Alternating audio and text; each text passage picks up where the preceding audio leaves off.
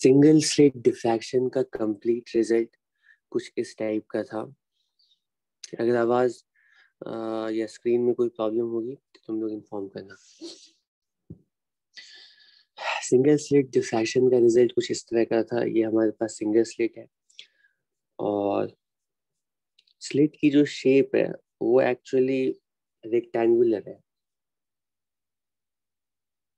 ठीक है, तो ये हमारा स्क्रीन है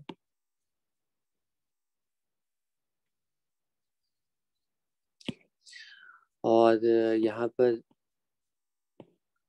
स्लिट विड्थ जो है वो अगर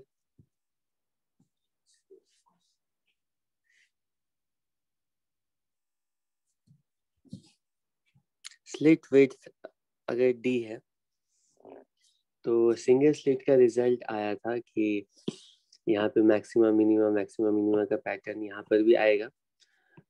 लेकिन यहाँ पे जो पहला मैक्सिमा होगा वो काफी ब्राइट होगा और पहले मैक्सिमा का जो साइज होगा वो ज्यादा होगा। ठीक है, और उसके बाद फिर मैक्सिमम मिनिमम इस तरह से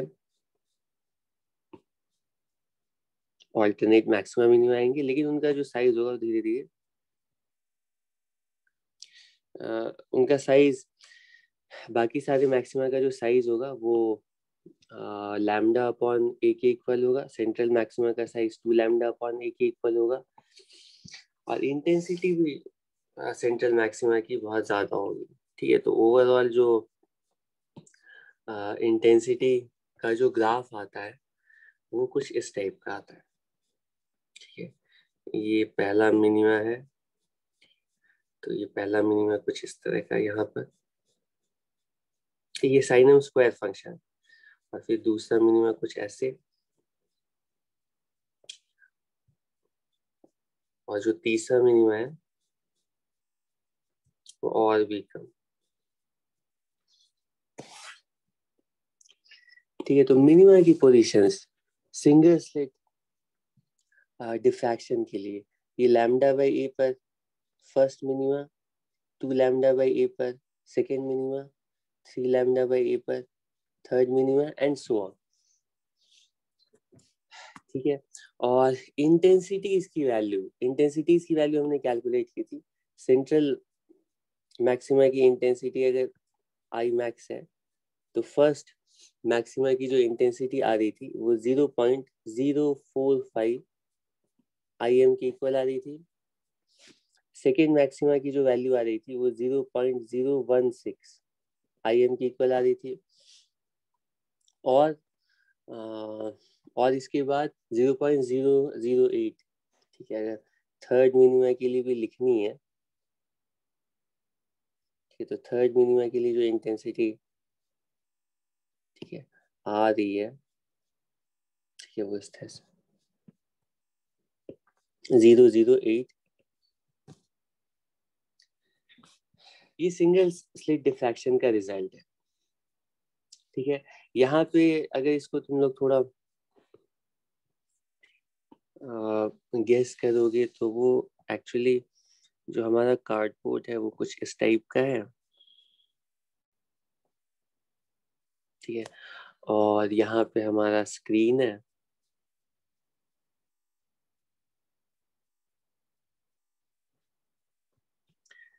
ये रिजल्ट्स बहुत सिंपल है, मतलब बहुत कम रिजल्ट्स हैं, इनको याद रखने में कोई प्रॉब्लम नहीं होनी चाहिए। ठीक है, तो ये हमारा ऐसे स्क्रीन है और इसके सामने हम कहीं पर सोच सकते हैं। ठीक है, तो सिंगल स्लिट सेटअप में यहाँ पे हमारा एक स्लिट इस तरह का है। ठीक है, और इस पे यूं इस तरह से सेंट्रल मैक्सिमा बनती है इस तरह से। सेंट्रल मैक्सिमा का जो साइज है है, वो इसके बाद के मैक्सिमास का डबल है। तो इस तरह का पैटर्न आता है।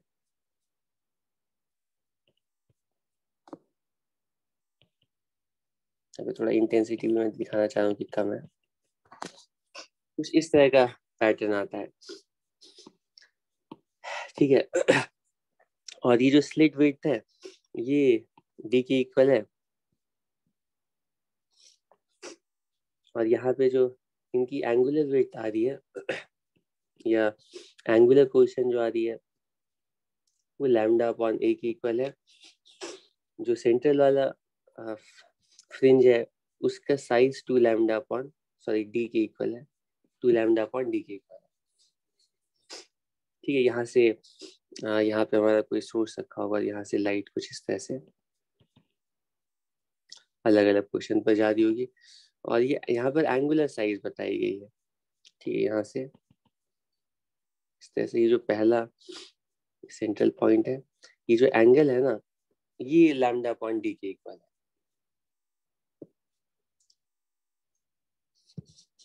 ये तो सिंगल स्लिट डिफ्रैक्शन है, इसमें कोई कंफ्यूजन नहीं है, इसमें इतने ही पॉइंट्स तुम्हें समझ आए थे। बाकी इंटेंसिटी का एक्सप्रेशन है वो तुम्हें याद है, वो आई एम साइन 5/2 अपॉन 5/2 का होल स्क्वायर है। ठीक है, अब क्वेश्चन उठता है कि हमेशा हमारे पास जो ये स्लिट रहेगा वो रेक्टेंगुलर शेप का नहीं रहेगा। तो क्वेश्चन उठता है कि अगर किसी और शेप का ऑरिफिस रहा तो उस केस में भी डिफ्रैक्शन होगा। जैसे कि मान लो हमारे पास जैसे कि मान लो हमारे पास जो कार्डबोर्ड है लेटेस्ट से, और ये भी बहुत पॉपुलर केस है, लेटेस्ट से हमारे पास जो कार्डबोर्ड है हम उसमें इस बार कार्डबोर्ड के अंदर जो स्लिट फॉर्म करें वो सर्कुलर शेप का नहीं, रेक्टेंगुलर शेप का नहीं है वो कुछ इस तरह से सर्कुलर शेप का स्लिट है, कुछ इस टाइप का। ठीक, फ्रॉनहोफर कंडीशन में हम डिफ्रैक्शन देखना चाहते हैं, लेकिन स्लिट की जो शेप है, ऑरिफिस की जो शेप है वो बिल्कुल सर्कुलर है। तो जैसे ही ठीक है इस तरह से पैरेलल लाइट रेज हमारे स्लिट पर पहुंचेंगी। ठीक है, तो तुम देख सकते हो ये सारी स्लिट्स ठीक इस तरह से प्लानर वेव्स के फॉर्म में ऐसे आ रही हैं। ठीक है, प्लानर वेव फ्रंट्स के फॉर्म में ये वेव स्लिट तक आएगी, ठीक है, ओपनिंग तक आएगी, और जैसे ही ओपनिंग पर ये लाइट वेव पहुंचेगी तो ये अंडरस्टूड है कि अब इस ऑरिफिस के ये सारे पॉइंट्स लाइट वेव की तरह ट्रीट करेंगे, कि नए पॉइंट सोर्स की तरह, लाइट वेव के पॉइंट सोर्स की तरह ट्रीट होंगे। ठीक है, और इसके आगे जो लाइट जाएगी वो इन सारे पॉइंट सोर्स के थ्रू लाइट वेव का रिजल्टेंट होगी। ठीक है, और यहाँ पे भी डिफ्रैक्शन होगा। ठीक है, तो अगर हम रेक्टेंगुलर स्लिट बनाते हैं, रेक्टेंगुलर ओपनिंग यहाँ पर रखते हैं, सर्कुलर ओपनिंग यहाँ पर रखते हैं, तो इस सर्कुलर अपर्चर के अंदर के भी सारे पॉइंट्स अब सोर्स की तरह ट्रीट होंगे, और इससे भी लाइट वेव के फॉर्म में आगे ट्रैवल करेगी, सुपरपोज करेगी, और स्क्रीन पर जो आने वाला पैटर्न है वो एक्चुअली किसी एक लाइट सोर्स नहीं, वो इस सर्कल के सारे पॉइंट्स के से आने वाली लाइट वेव का रिजल्टेंट होगी। ठीक है, फिर से अब यहाँ पे तुम्हारा क्वेश्चन है कि बिल्कुल इसकी सेंट्रल लाइन को हम पहले इमेजिन करने की कोशिश करते हैं। लेट अस से यहाँ पे इस तरह से इसकी सेंट्रल लाइन है, सेंट्रल लाइन ठीक है डिस्कस करा इस तरह से, ये मान लो सेंटर वाला पॉइंट है। ठीक है, 100% बिल्कुल जो सेंटर वाला पॉइंट होगा वहां पे सबसे ज्यादा कंस्ट्रक्टिव इंटरफेरेंस होगा, और सेंटर पर सबसे ज्यादा ब्राइट स्पॉट हमें दिखेगा। तो बिल्कुल सेंटर वाले पॉइंट पर तो बिल्कुल ब्राइट लाइट आएगी। अब सेंटर से जैसे जैसे हम अवे ट्रैवल करेंगे, ठीक है, अभी ट्रैवल करेंगे तो इन सारे सर्कल के सारे पॉइंट्स के सोर्सेस के बीच में जैसे जैसे हम सेंटर से आगे ट्रैवल करेंगे तो सोर्स से आने वाली सारी लाइट वेव्स के बीच में, ठीक है, कुछ कंस्ट्रक्टिव होगा, कुछ डिस्ट्रक्टिव होगा, लेकिन चलते चलते कहीं ना कहीं एक पॉइंट आएगा जहाँ पे मैक्सिमम डिस्ट्रक्टिव इंटरफेरेंस हो रहा होगा और सारी लाइट्स किसी तरह से अपने आप को कैंसिल कर लेंगे और वो पहला मिनिमा वाला पॉइंट होगा। ठीक है, सेंटर से आगे चल रहा है, कहीं ना कहीं एक पॉइंट आएगा जहाँ पे सारे सोर्सेज ना कैंसिल आउट होगा, वहां पे मिनिमा मिल रहा है। ठीक है, लेकिन तुम ज्योमेट्री को देख करके और सिमेट्री को देख करके ऐसा गेस कर सकते हो, मान लो आर डिस्टेंस पर, सेंटर से आर डिस्टेंस पर हम ट्रैवल करके आते हैं और वहां पे हमें बिल्कुल कंप्लीट मिनिमा दिखता है। ठीक है, लेकिन मैं कह रहा हूँ कि क्योंकि यहाँ पे सर्कुलर सिमेट्री है तो आर डिस्टेंस ऊपर जाए या थोड़ा इधर जाए इधर जाए, आर डिस्टेंस के एक पॉइंट पर अगर मिनिमा आ रहा है तो आर डिस्टेंस के सारे पॉइंट्स पे कंप्लीट मिनिमा ही आएगा। अग्री करते हो? ठीक, तो ओवरऑल जो शेप होगी डिफ्रैक्शन की वो कुछ इस तरह की होनी चाहिए। ठीक है, अब इसके और आगे चलेंगे तो फिर कहीं पर मैक्सिमा आएगा, लेकिन कंफर्म है कि ये जो मैक्सिमा वाला शेप होगा डिफ्रैक्शन का वो कैसा होगा पता है? वो सर्कुलर शेप का होगा। ठीक, मैक्सिमा वाले पॉइंट जो है वो 100% सर्कल पे लाई करेंगे, फिर मिनिमा वाले जो पॉइंट्स होंगे 100% सर्कल पर लाई करेंगे, फिर मैक्सिमा वाले जो पॉइंट्स होंगे 100% सर्कल पर लाई करेंगे।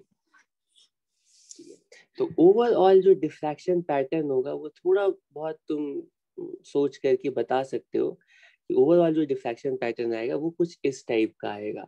बीच में बिल्कुल सेंट्रल रीजन जो होगा वो मैक्सिमा का कुछ इस तरह का आएगा। पहले मैं मिनिमा ड्रॉ कर देता हूँ। पहला मिनिमा कहीं पर आएगा इस तरह से, लेकिन वो सर्कुलर शेप का होगा। ठीक है, उसके बाद फिर दूसरा मिनिमा कुछ यहाँ पर मान लो आ रहा है। ठीक है, और ये पैटर्न मैक्सिमम मिनिमा का एक्सटेंड होता जा रहा है। ऑब्वियसली जो इसकी इंटेंसिटी होगी वो जैसे जैसे हम आगे जाएंगे, ये नेक्स्ट मिनिमा आ रहा है। इमेजिन कर पा रहे हो कैसा कैसी शेप आएगी? यहाँ पे सेंट्रल ब्राइट स्पॉट बनेगा। ठीक है, और इसके बाद जैसे जैसे हम आगे जाएंगे, ठीक है, तो इसकी जो इंटेंसिटी है वो रिड्यूस होती जाएगी। ठीक है, इसके बाद जो इंटेंसिटी है वो रिड्यूस होती जाएगी। यहाँ पे इंटेंसिटी मान लो थोड़ी कम हो गई है। अब मैं सही से नहीं ड्रॉ कर पा रहा हूँ कैसी इमेज आएगी, लेकिन थोड़ा तुम गेस कर सकते हो कि कुछ इस टाइप का पैटर्न आएगा। ठीक है, अब अगर हम इसको अच्छा मैक्सिमा मिनिमा कहाँ कहाँ पर आएगा वो अगर पूछा जाए, ठीक है, इसके पीछे यहाँ पर फ्रॉनहोफर कंडीशन में यहाँ पे बहुत दूर यूं सोर्स रखा गया है और इससे लाइट रेज ऑलमोस्ट पैरेलल होकर के इस ओपनिंग पर पहुंच रही है और ओपनिंग के बाद जो ये लाइट रे स्क्रीन पर पहुंच रही है वो बिल्कुल सर्कुलर शेप का डिफ्रैक्शन पैटर्न आ। ठीक है, तो सबसे पहला पॉइंट है कि मिनिमा कहाँ पर आता है। ठीक है, मिनिमा मैक्सिमा की एंगुलर पोजीशंस कहाँ पर होती है? तो फर्स्ट मिनिमा की जो पोजीशन होती है वो हम ठीक कैलकुलेशन के बाद कैलकुलेट करते हैं। ये जो एंगल है ना, इस एंगल की बात कर रहा हूँ, एंगुलर पोजीशन। फर्स्ट मिनिमा की जो एंगुलर पोजीशन आती है, ठीक है, अच्छा यहाँ पे स्लिट, ये जो सर्कुलर एपर्चर है इसका जो डायमीटर है उसको मैं स्मॉल डी अज्यूम कर रहा हूँ। वहां पे स्लिट थी तो स्लिट की विड्थ को स्मॉल डी अज्यूम कर रहा था। यहाँ पे स्मॉल डी का मतलब होगा सर्कुलर ओपनिंग की डायमीटर।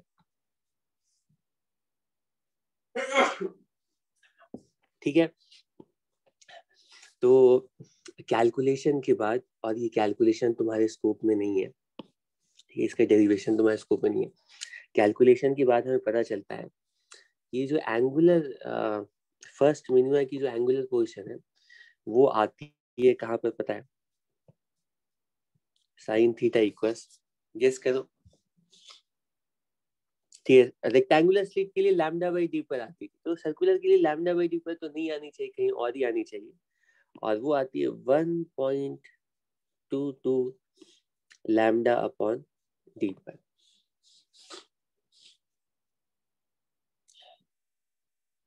ठीक है, और इसमें ये डी तो डायमीटर ऑफ द अपर्चर कहलाता है। ठीक है, ये सर्कुलर ओपनिंग का अपर्चर और का डायमीटर, और ये जो थीटा है वो एंगुलर पोजीशन है कि किस एंगल पर, मतलब इस ओपनिंग से कितने एंगल पर फर्स्ट मिनिमा, ये एंगुलर पोजीशन।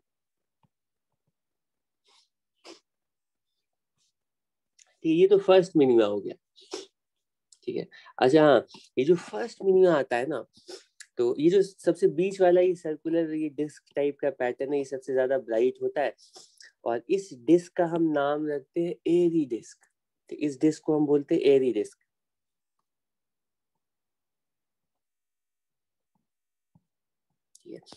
और इस डिस्क की जो लीनियर रेडियस होती है, अच्छा ये जो एंगुलर पोजीशन आ रही है ना यहाँ से यहाँ तक, ये जो एंगुलर पोजीशन आ रही है थीटा पहले मिनिमा की, वो इस एरी डिस्क के लिए एंगुलर रेडियस भी कहलाती है। ठीक है, इसको हम बोलते हैं एंगुलर पोजीशन ऑफ ये फर्स्ट मिनिमा है, और इसी को हम बोलते हैं angular radius of Airy disc. ठीक है, और ये वाली जो डिस्टेंस है कौन सी, ये वाली जो डिस्टेंस है, इसको मैं थोड़ा साइड में ड्रॉ कर देता हूँ। ये वाली जो डिस्टेंस है ये r0, ये linear radius of Airy disk कहलाएगी। और लीनियर रेडियस की वैल्यू कितनी होगी अगर पूछा जाएगा, r0 की वैल्यू कितनी होगी, तो r0 की वैल्यू होगी, अगर मान लो इन दोनों स्लिट और स्क्रीन के बीच की डिस्टेंस कैपिटल डी है। ठीक है, इन दोनों स्लिट और स्क्रीन के बीच के मान लो कैपिटल डी डिस्टेंस है। ठीक है, ये वाली जो डिस्टेंस है मान लो, ठीक है, इस तरह से ये जो डिस्टेंस है ये मान लो कैपिटल डी है अगर। ठीक है, तो एरी डिस्क की रेडियस की वैल्यू होगी थीटा टाइम्स फर्स्ट मिनिमा के लिए जो एंगुलर रेडियस है, कि angular radius multiplied by distance. यहां तक किसी को कोई प्रॉब्लम है तो बताओ।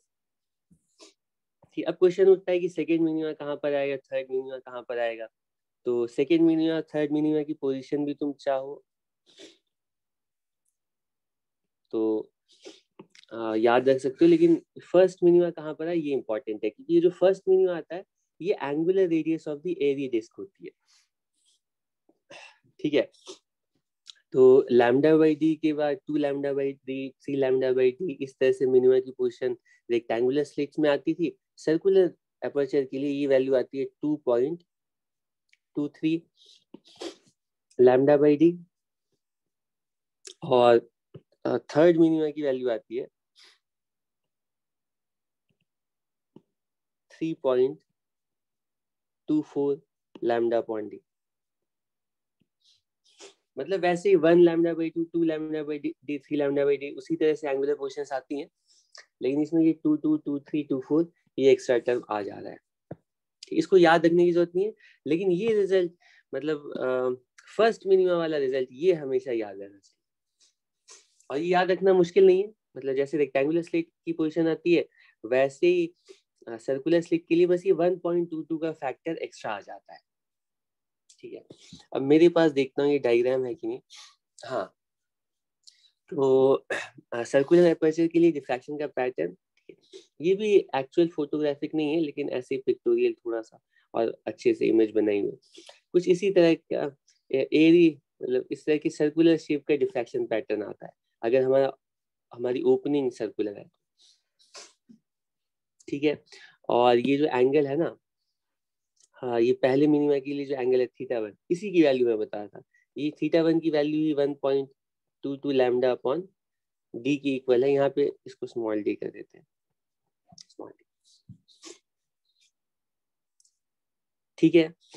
हाँ, इसमें इम्पोर्टेंट है नोटिस करना कि यहाँ पर भी जो ये एरी डिस्क है ना, इसमें मैक्सिमम 84% ऑफ द एनर्जी इस एरी डिस्क के अंदर रहेगी।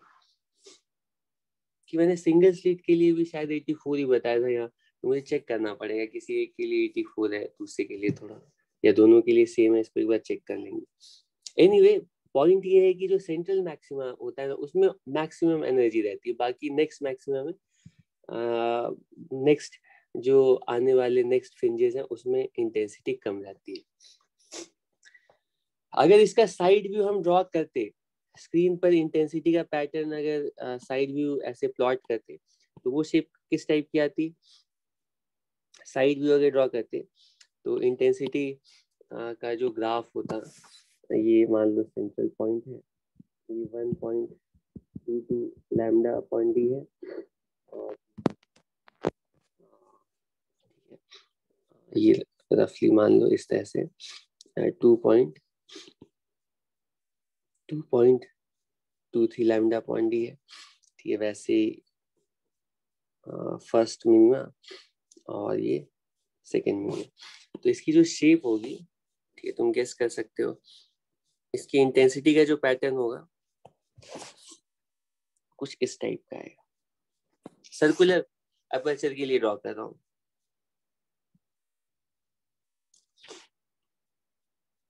जो सेंटर वाला पार्ट है, ये एरी डिस्क को रिप्रेजेंट कर रहा है। इसका अगर फ्रंट व्यू यहाँ से ऐसे देख करके हम ड्रॉ करेंगे, ये तो इंटेंसिटी का ग्राफ है। इसका अगर फ्रंट व्यू ड्रॉ करेंगे तो ये हमारे पास, ठीक है, ये कुछ एरी डिस्क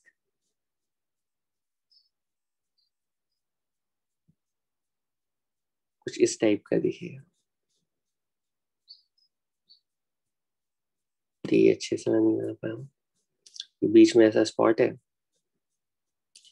और इसके बाद ये इंटेंसिटी जो है थोड़ी यहाँ पे कम हो गई है, और उसके बाद जो इंटेंसिटी है वो और कम हो गई है।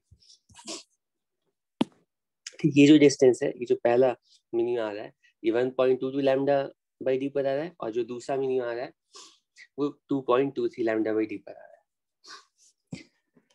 ठीक है, अब ये सर्कुलर डिफ्रैक्शन में कोई प्रॉब्लम है? ये एक्चुअल फोटोग्राफी की इमेज है। ठीक, ये जो डिस्टेंस है ये है 1.22 लैम्डा अपॉन डी। ठीक है, यहाँ तक किसी को कोई प्रॉब्लम है? ये अच्छे से पॉइंट क्लियर हो गया? इसमें रिजल्ट ही तो बता रहा हूँ, इसमें डिफ्रैक्शन की वैल्यू और इंटेंसिटी कैलकुलेट तो करनी ही नहीं है, इसमें रिजल्ट बस समझना है कि पहला मिनिमा दूसरा मिनिमा कहाँ पर आ रहा है, और पैटर्न कैसा होगा। पैटर्न सर्कुलर शेप का होगा, इंटेंसिटी का वेरिएशन कुछ इसी टाइप का होगा, और इस रीजन में सबसे ज्यादा एनर्जी स्टोर रहेगी। तो ये वाला जो पार्ट है इसी को एरी डिस्क बोलते हैं। ठीक है, ये वाला जो पार्ट है सेंटर वाला, इसी को एरी डिस्क बोलते हैं। ठीक है, अब इसके आगे चलते हैं। अच्छा, ये एक मिनट इसको, ठीक है, नेक्स्ट पॉइंट पर आ जाते हैं। अगर सर्कुलर अपर्चर के लिए डिफ्रैक्शन अच्छे से समझ में आ गया, ठीक है, अब मैं इसके बाद नेक्स्ट केस लेता हूँ। ठीक, अब ज्यादातर थ्योरेटिकल है, बहुत ज्यादा मैथमेटिकल कैलकुलेशन मैं नहीं करने वाला हूँ। लेट अस से हमारे पास ठीक है, ये सर्कुलर अपर्चर है, ठीक है, और इसके पीछे यहाँ पर सोर्स है, और फ्रॉन्यूफर कंडीशन में बहुत दूर से ये लाइट आ रही है। ठीक है, और इसकी जो विड्थ है वो लेटेस्ट से, इसकी जो विड्थ है डी है, स्मॉल डी है। हर जगह डी यूज किया मैंने, तो डी यूज कर रहा हूँ। तो ये सर्कुलर शेप का है, ठीक है, तो इसका हर पॉइंट सोर्स की तरह बिहेव करता है, और इसके बहुत दूर स्क्रीन को रखना पड़ेगा। ठीक है, तो हम क्या करते हैं, इसके सामने ना, ठीक है, एक कॉन्वेक्स लेंस रख देते हैं। एक मान लो यहाँ पर इसके बीच में कॉन्वेक्स लेंस रख दिया, यूं इस तरह से एक कॉन्वेक्स लेंस रख दिया। ठीक है, तो कॉन्वेक्स लेंस क्या करेगी, कि अब इसके सामने यहाँ स्क्रीन रख देते हैं, ये हमारा मान लो स्क्रीन है, ठीक है। तो लेंस की वजह से क्या होगा, यहाँ पे बहुत सारे पॉइंट्स हैं, ये सारे पॉइंट्स सोर्सेस की तरह बिहेव करेंगे और वो लेंस के थ्रू, ठीक है, लेंस जहाँ पर इमेज बनाएगा वहां पे, ठीक है, ये सारे पॉइंट्स फॉल करेंगे, ठीक है। लेकिन क्योंकि लेंस की जो अपनी सिमेट्री है, लेंस का जो अपर्चर है वो भी सर्कुलर शेप का होता है, ठीक है, और ये ऑरिफिस जो है वो भी सर्कुलर शेप की है, तो ओवरऑल यहाँ पे भी जो पैटर्न बनेगा वो बिल्कुल सर्कुलर शेप का डिफ्रैक्शन पैटर्न बनेगा, ठीक है। और यहाँ पे भी मैक्सिमम मिनिमा आएंगे और मैक्सिमम मिनिमा की जो पोजीशन होगी ना, वो इस ऑरिफाइस की डायमीटर ही डिसाइड करेगी पहले की तरह, ठीक है। तो यहाँ पे भी स्क्रीन पर जो पैटर्न आ रहा है वो बिल्कुल वैसे एरी डिस्क और सर्कुलर डिफ्रैक्शन पैटर्न ही आएगा, लेकिन उनकी जो पोजीशंस होगी वो मैं यहाँ पर लिख देता हूँ, ये 1.22 लैम्डा बाई डी और ये 2.23 लैम्डा पॉइंट डी।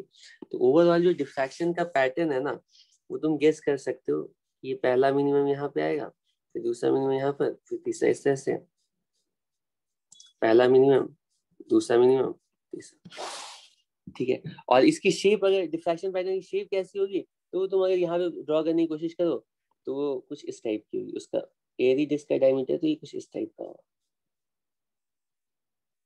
पहला मिनिमम जहां पर आ रहा है ना वो डायमीटर होगा एरी डिस्क का, और उसके बाद वाले मिनिमम कुछ इसी तरह से, ठीक है पूरा। अगर उसका फ्रंट व्यू स्क्रीन को अगर देखेंगे तो स्क्रीन इस तरह की दिखेगी, ठीक है। और मैक्सिमम बिल्कुल सेंटर पर जो है बिल्कुल ब्राइट स्पॉट बनेगा, ठीक है। और यहाँ पे इसकी इंटेंसिटी जो है धीरे धीरे इस तरह से रिड्यूस होती जाएगी, ठीक, इस तरह का कुछ पैटर्न बनेगा, कोई प्रॉब्लम नहीं है। और ये सारी पोजीशंस में एंगुलर पोजीशन बता रहा हूँ कि लेंस रखने के बाद भी कोई चेंज नहीं होगा, ठीक। अब मैं तुम्हारे सामने दो केसेस रखता हूँ। सर हाँ सर लेंस रखने से क्यों नहीं इसमें चेंज आएगा?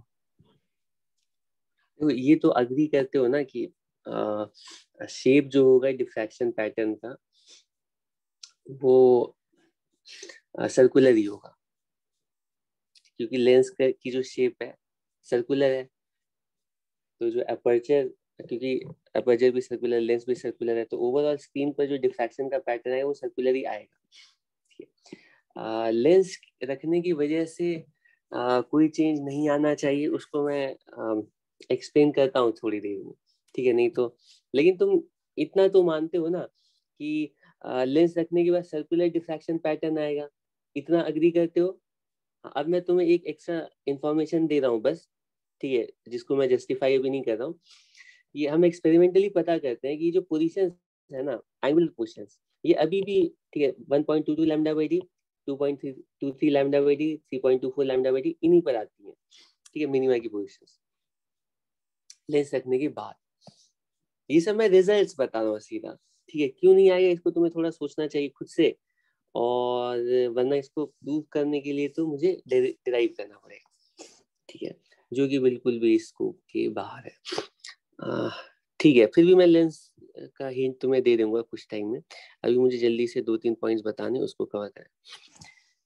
ये हमारे पास सर्कुलर अपर्चर है, ठीक है, और यहाँ पर हमारे पास, ठीक है, ये सारे पॉइंट जो बता रहा हूँ, ये हमारा लेंस है, ठीक है, और इसके सामने हमारा स्क्रीन है, ठीक है। और यहाँ पर लेंस की जो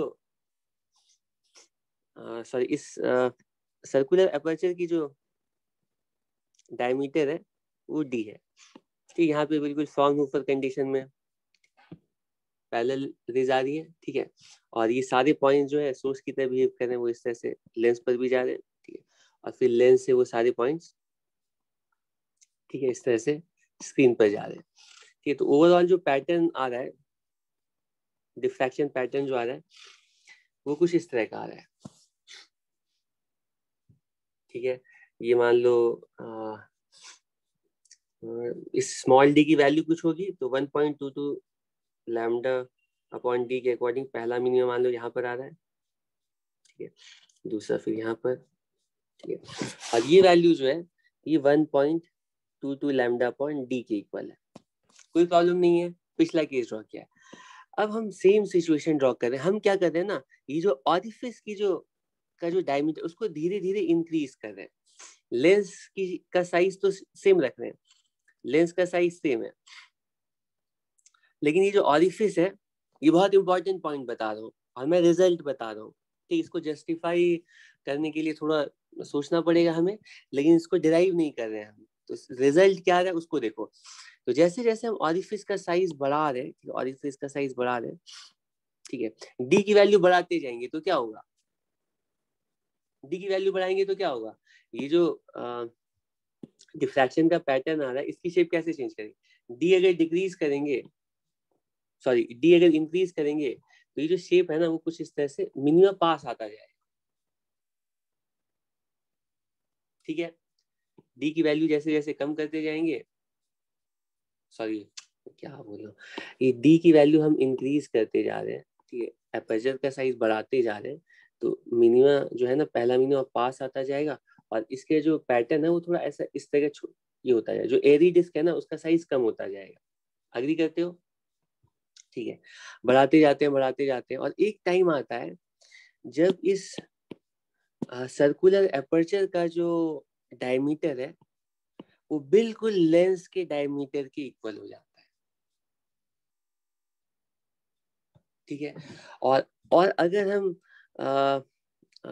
अपने अपर्चर का डायमीटर लेंस के डायमीटर से भी ज्यादा बढ़ाते हैं, तो इस बार डिफ्रैक्शन पैटर्न लाने के लिए ये जो लेंस है ना वो लिमिटिंग कंडीशन की तरह बिहेव करेगा, और यहाँ से लाइट रेस ऐसे सीधा पैरेलल आ रही है, ठीक है, ये सारी लाइट रेस लेंस पर फॉल हो रही है, और लेंस पर फॉल होने वाले सारे पॉइंट्स अब बिहेव कर रहे हैं सोर्स की तरह, और अल्टीमेटली जो डिफ्रैक्शन पैटर्न आएगा वो ऑरिफिस का डायमीटर नहीं डिसाइड करेगा, वो लेंस का डायमीटर डिसाइड करेगा, लेंस के एपर्चर का, लेंस के पास दो, एक तो रेडियस ऑफ कर्वेचर होता है, ठीक, उसकी बात नहीं कर रहा हूँ, ये एपर्चर की बात कर रहा हूँ, एक तो इसके कर्वेचर के लिए हम देखते हैं कि ये रेडियस डायमीटर है, उसकी बात नहीं कर रहा हूँ, सॉरी, कर्वेचर के लिए नहीं, एपर्चर का जो साइज है, लेंस इस तरह सर्कुलर शेप का है ना, इसका अगर एपर्चर देखा जाएगा तो इसका जो डायमीटर है उसकी बात कर रहा हूँ, तो अल्टीमेटली लेंस का जो अपर्चर है वो डिसाइड करेगा कि डिफ्रैक्शन पैटर्न का साइज क्या होगा, मिनिमा कहाँ पर बनेगा, और ये अपर्चर का साइज इसको मान लो हम लोग इसको ले लेते हैं कैपिटल डी, ये कैपिटल डी नॉट, ठीक है, एपर्चर का साइज मैं लिख रहा हूँ कैपिटल डी नॉट, ठीक है, हर जगह कैपिटल डी नॉट लिखूंगा, ठीक है, तो इसकी वजह से जो डिफ्रैक्शन पैटर्न आता है वो फिर से सर्कुलर डिफ्रैक्शन पैटर्न आता है, लेकिन उसकी वजह से जो पहला मिनिमा आता है वो कहाँ पर आता है पता है, वो 1.22 लैम्डा अपॉन डी नॉट पर आता है, कि लैम्डा अपॉन स्मॉल डी पर नहीं आता है, लैम्डा अपॉन डी नॉट पर आता है। इस बार जो सर्कुलर एरी डिस्क है उसका मिनिमा जो है वो डिसाइड कर रहा है लेंस का एपर्चर,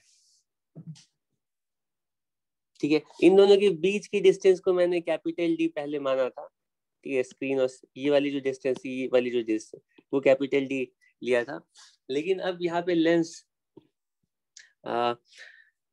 का जो डायमीटर है उसको मैं डी नहीं ले रहा हूँ, डी नॉट ले रहा हूँ, ठीक है, डी नॉट जो है ना वो diameter of aperture of lens है। यहाँ तक किसी को कोई प्रॉब्लम नहीं है, मतलब अगर लेंस के ऊपर पैरेलल लाइट रेज ऐसे फॉल कर रही है तो लेंस भी डिफ्रैक्शन पैटर्न बनाएगा, लेंस के ऊपर सारे पॉइंट्स वेव ऑप्टिक्स के अकॉर्डिंग सोर्स की तरह बिहेव करेंगे, और लेंस के बाद जो इमेज आएगी फाइनल इमेज वो एक्चुअली सारे पॉइंट्स का का रिजल्टेंट होगी, ठीक है। तो इससे पहले जो एक्चुअल तुम सोचते थे कि लेंस रे ऑप्टिक्स में तो हम बोलते थे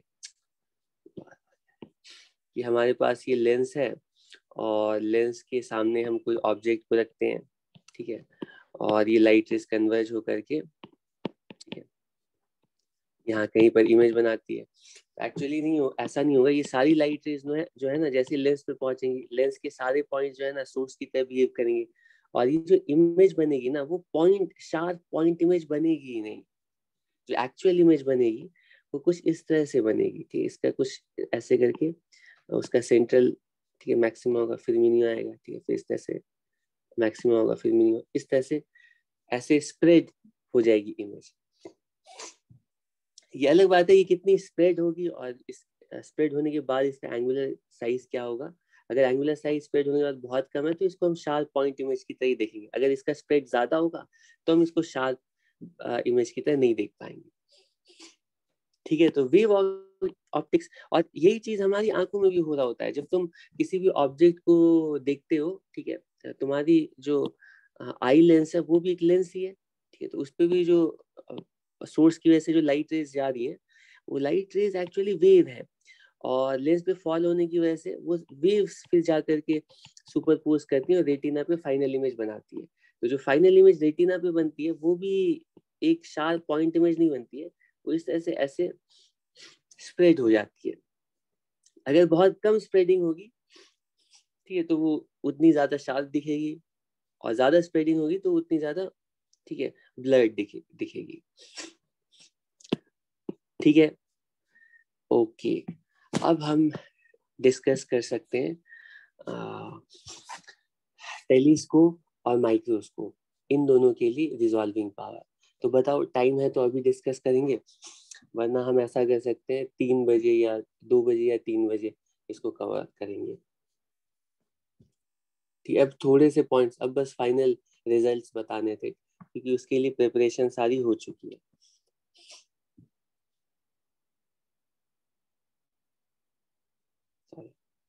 चलो ठीक है, अभी बताएं, अभी तुम लोग की क्लास नहीं है? सुहाना तुम बताओ, अभी क्लास है तुम्हारी? अच्छा, क्लास कैंसिल है, ठीक है ठीक है, गुड गुड, ठीक है, वो मैं कंप्लीट कर देता हूँ। तब तो अच्छा है, इसको कंटिन्यू रखते हैं, थोड़ी देर में ये सारे पॉइंट्स कवर हो जाएंगे, क्योंकि आधा तो बता ही दिया, अब थोड़ा सा रह गया, इसको छोड़ना अच्छी बात नहीं है, ठीक है। तो हम लोगों को पता चला कि लेंस पे जब लाइट रेज फॉल करती हैं तो लेंस पर भी सारे पॉइंट्स वेव लाइट वेव के सोर्स की तरह बिहेव करते हैं, क्योंकि लेंस का जो अपर्चर है वो बिल्कुल सर्कुलर है। तो लेंस की वजह से जहां पर भी इमेज फॉर्म होगी वो भी सर्कुलर शेप का डिफ्रैक्शन पैटर्न होगी, ठीक है। तो अब क्वेश्चन उठता है टेलीस्कोप। टेलीस्कोप में अगर हम वेव ऑप्टिक्स को कंसीडर करें, इंक्लूड करें, तो टेलीस्कोप के ऑपरेशन में क्या डिफरेंस आएगा, उसके इमेज में क्या डिफरेंस आएगा। पहले टेलीस्कोप डिस्कस कर लेते हैं, फिर माइक्रोस्कोप भी डिस्कस करेंगे। तो टेलीस्कोप के लिए मेन पॉइंट्स तुम्हें याद है कि टेलीस्कोप में हमारे पास ये ऑब्जेक्टिव लेंस होता है और लार्ज ऑब्जेक्टिव लेंस होता है, ठीक है। और टेलीस्कोप में ऑब्जेक्टिव लेंस का काम होता है कि इन्फिनिटी पर रखे हुए ऑब्जेक्ट को टेलीस्कोप ऑब्जेक्टिव लेंस के फोकल प्लेन में लाता है। ऑब्जेक्टिव लेंस, टेलीस्कोप का जो ऑब्जेक्टिव लेंस है वो अपने फोकल लेंथ में सबसे पहले इमेज को पहुंचा देता है, मतलब जो ऑब्जेक्ट बहुत दूर था उसको उसने फोकल लेंथ, फोकस पे पहुंचा दिया, ठीक, यहाँ पर इमेज आ गई, ठीक है। अगर एक्सटेंडेड इमेज है तो उसका जो ये जो पीक है ना, इस पीक की इमेज हम ड्रॉ कर रहे हैं, और पीक की इमेज यहाँ पर बन रही है, ठीक है। और अगर एक्सटेंडेड इमेज नहीं है, पॉइंट ऑब्जेक्ट ही है, लेकिन वो एक्सिस से थोड़ा ऊपर है, तो उसकी पॉइंट इमेज एक्सिस से थोड़ा नीचे कुछ इस तरह से बनती है, ठीक है, ठीक। और फिर इसके बाद क्या होता है कि ये जो फोकल प्लेन में जो इमेज बनी है उसके सामने हम आईपीस लगा देते हैं, और आईपीस सिंपल माइक्रोस्कोप की तरह बिहेव करता है और इसकी फाइनल इमेज बना लेता है, ठीक है, इस तरह से, ठीक है, इसकी फाइनल इमेज कुछ यहाँ पर बन जाती है, ठीक है। लेकिन अब क्योंकि हमें पता है कि लाइट वेव है, तो बहुत डिस्टेंट ऑब्जेक्ट से आने वाली जो ये लाइट वेव्स है वो जैसे ही ऑब्जेक्टिव लेंस पर फॉल करेंगे, ठीक है, तो ये ऑब्जेक्टिव लेंस के जो पॉइंट्स है ना वो बिहेव करेंगे नए लाइट वेव के पॉइंट सोर्सेस की तरह, ठीक है, और इन सारे पॉइंट से लाइट वेव इस तरह से आकर के सुपरपोज करेगी। सुपरपोज करने के बाद जो फाइनल पैटर्न बनेगा वो एक्चुअली एक शार्प पॉइंट इमेज का नहीं बनेगा, वो डिफ्रैक्शन मतलब वो सर्कुलर डिफ्रैक्शन पैटर्न बनेगा, ठीक है। तो ये जो ऑब्जेक्टिव लेंस है ना वो शार्प इमेज नहीं बना रही है, ठीक है, वो इस तरह से वो पॉइंट इमेज नहीं बना रही, वो इस तरह से डिफ्रैक्शन पैटर्न फॉर्म कर रही है, ठीक है। तो इसका मतलब है कि टेलीस्कोप से अगर हम ऑब्जेक्ट्स को देख रहे हैं, मान लो अभी मैं सिर्फ ऑब्जेक्टिव लेंस की बात कर रहा हूँ, ठीक, मान लो ये हमारा ऑब्जेक्टिव लेंस है और इससे मान लो बहुत दूर कोई ऑब्जेक्ट रखा गया था और ये उसका फोकल प्लेन है, ये फोकल प्लेन है, मान लो ये फोकल प्लेन ऑफ ऑब्जेक्टिव है, ठीक है। तो मैं कह रहा हूँ कि अगर मान लो यहाँ पे किसी भी पॉइंट पर बहुत दूर हमारा ऑब्जेक्ट रखा गया था, तो उस ऑब्जेक्ट से इस तरह से लाइट रेज इस तरह से आएंगी लेंस के ऊपर, लेंस का हर पॉइंट बिहेव करेगा किसकी तरह, वेव सोर्स की तरह। तो इसकी वजह से जो इमेज यहाँ पर बननी चाहिए ये सारे वेव्स का सुपरपोजिशन होगा। तो सुपरपोजिशन होने के बाद जो इमेज फॉर्म होगी वो शार्प पॉइंट इमेज नहीं फॉर्म होगी, वो एक्चुअली इस टाइप का, उसके इंटेंसिटी को मैं फोकल लेंथ पर प्लॉट कर रहा हूँ, वो इस तरह से कुछ ऐसी इमेज फॉर्म होगी, ठीक है। इमेज जो है ना स्प्रेड हो जाएगी,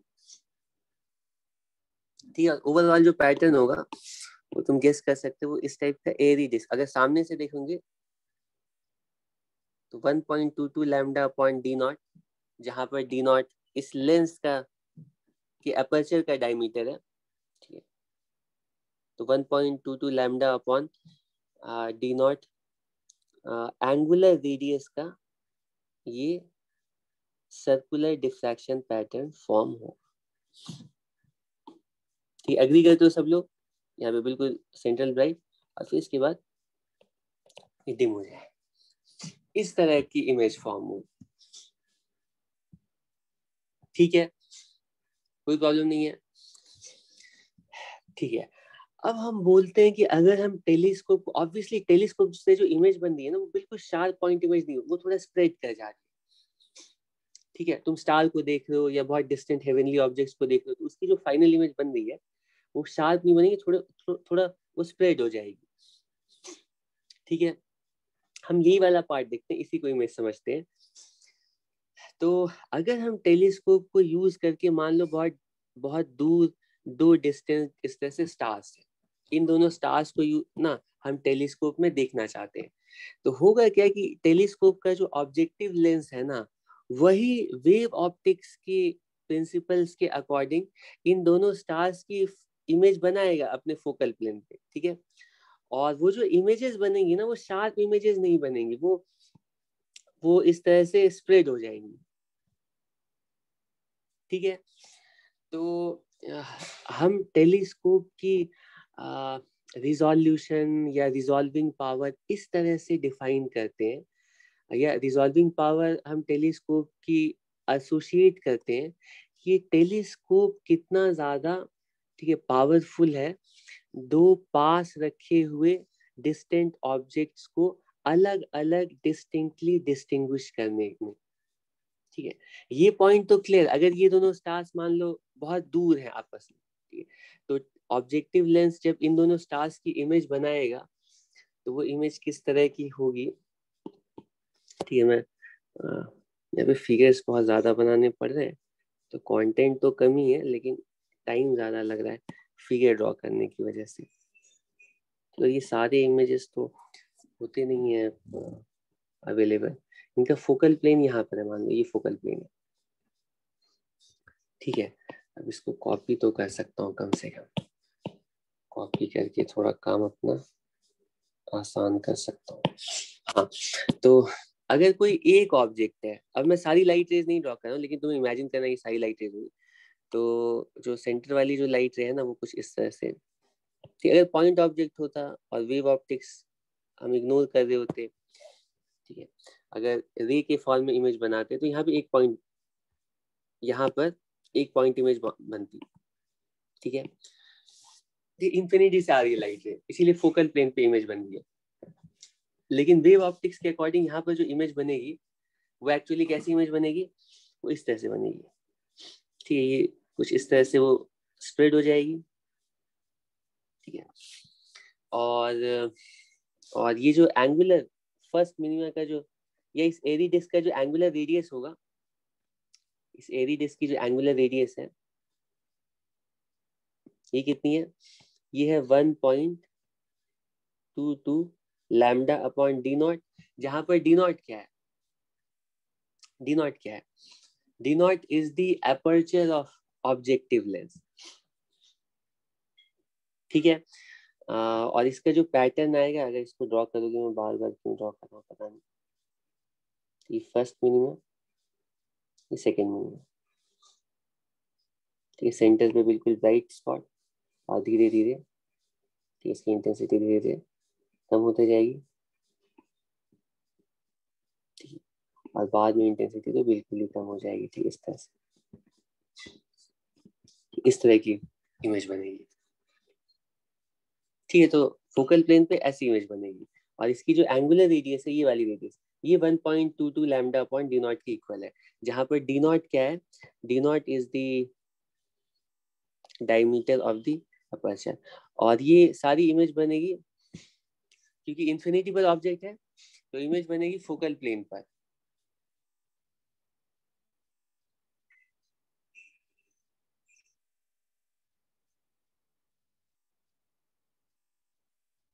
ठीक है, ठीक है।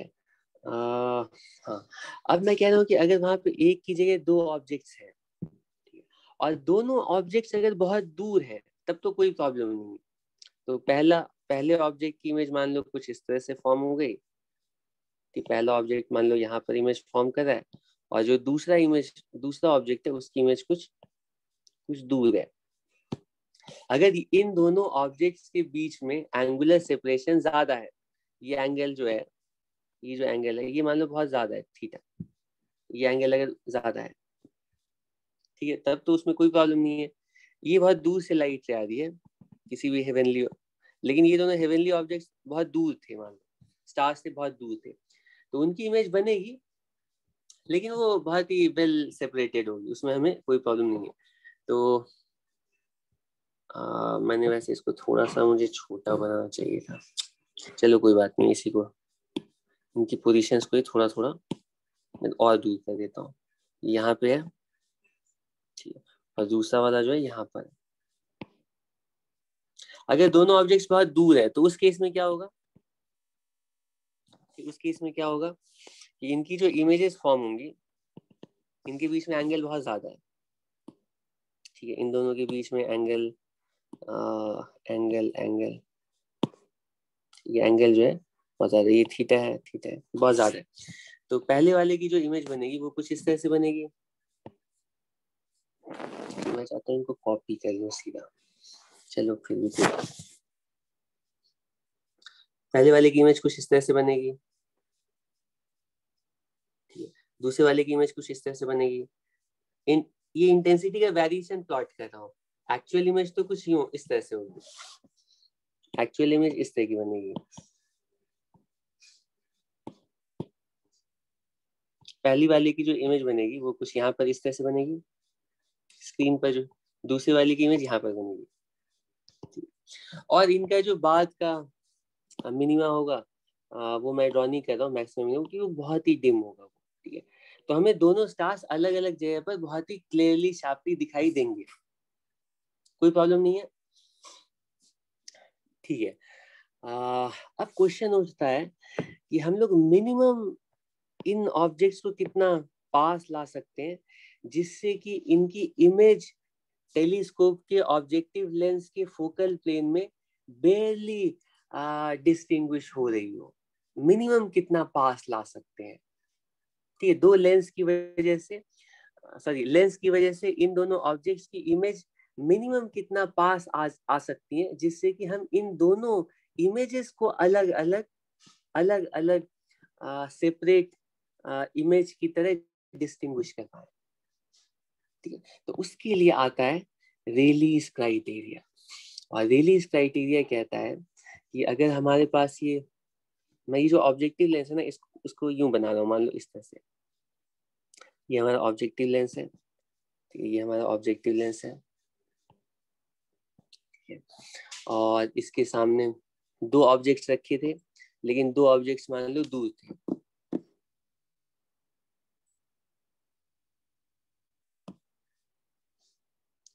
ठीक है, एक मिनट, मेरे पास कॉल,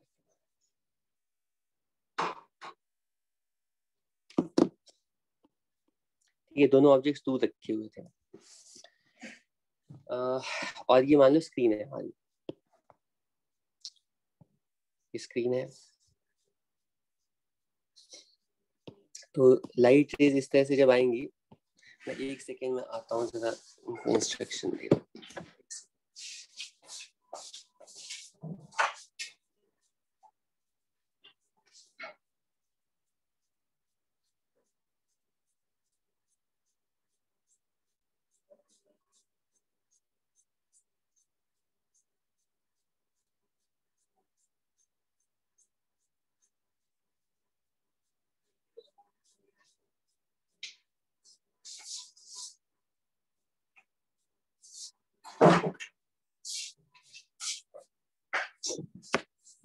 हाँ, तो ये दोनों सेम लेंस है, ठीक है, ये दोनों सेम लेंसेज है, और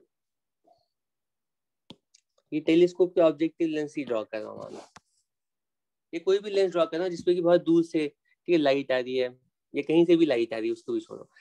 तो दो ऑब्जेक्ट से लाइट आ रही है, तो अगर दोनों ऑब्जेक्ट्स दूर हैं इस तरह से, ठीक है, दोनों ऑब्जेक्ट्स इस तरह से दूर हैं,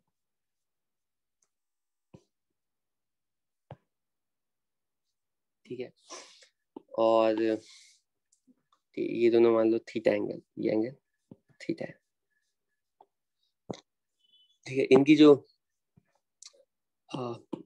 इसकी वजह से जो यहाँ पर इमेज बनेगी, इमेज कुछ इस तरह की बनेगी, ठीक है, इमेज कुछ इस तरह से बनेगी।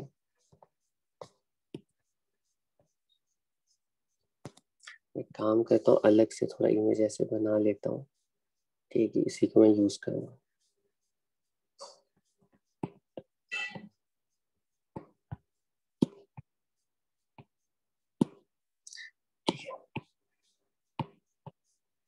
इमेज ऐसी बनेगी, ठीक है, इमेज ऐसी बनेगी, ठीक है, और इनके पीछे जो एरी डिस्क है उसको भी ड्रॉ कर लेता हूँ।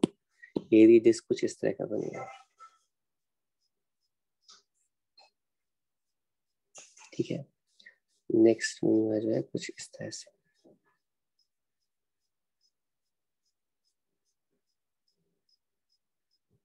ठीक है, और ये सेंटर पे बहुत ज्यादा ब्राइटनेस, फिर उसके बाद कम होती जाएगी ब्राइटनेस, ठीक है, और यहाँ पे और भी बिल्कुल ही कम इंटेंसिटी,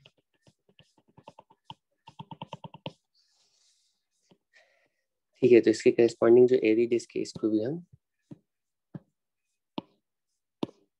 इसके लिए एरी डिस्क कुछ ऐसी दिखाई देगी, और इसके बाद जो एरी डिस्क है कुछ ऐसी दिखाई देगी, ठीक है, और जो ऑब्जेक्ट्स है, और अगर ये ऑब्जेक्टिव लेंस है और बहुत दूर से लाइट आ रही है अगर, तो और ये वाली जो डिस्टेंस होगी ना, वो उनका फोकल प्लेन होगा।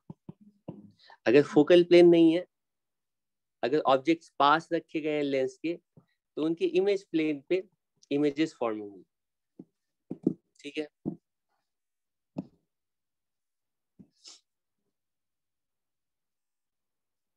ठीक है। तो एनीवे फाइनल जो इमेज बनेगी ना, मैं उससे मतलब है मुझे, ये फाइनल इमेज देखो, इनके बीच में भी एंगुलर सेपरेशन बहुत ज्यादा है, तो ये दोनों आसानी से डिस्टिंग्विश होगी, आसानी से कोई भी ऑब्जर्वर इनको अलग अलग इमेजेस की तरह दिखेगा।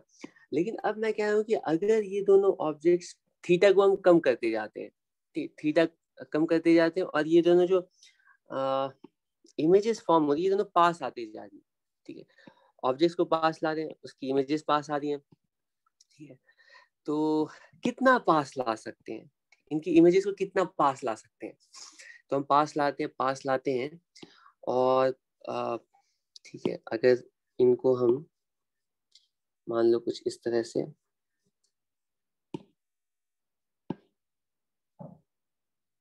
ये है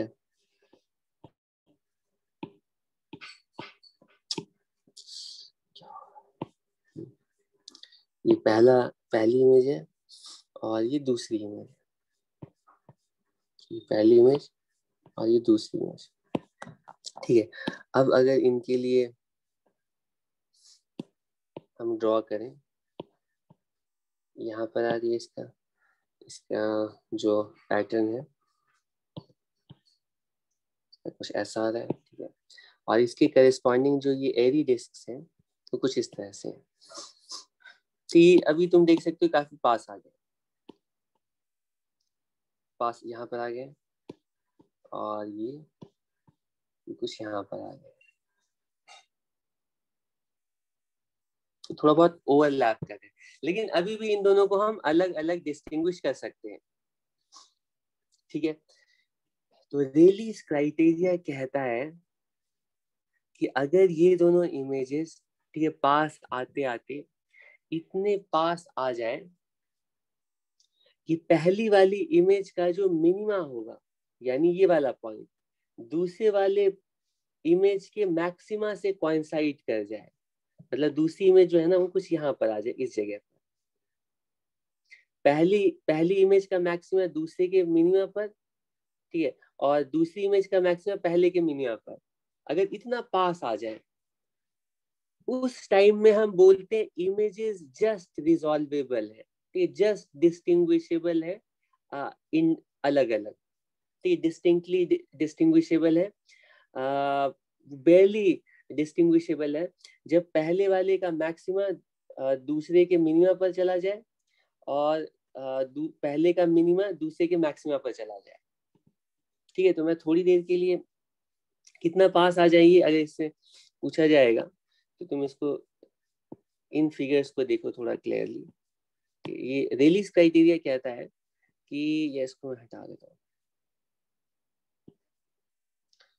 इसको कॉपी करते हैं, यहीं से एक्सप्लेन करता हूँ।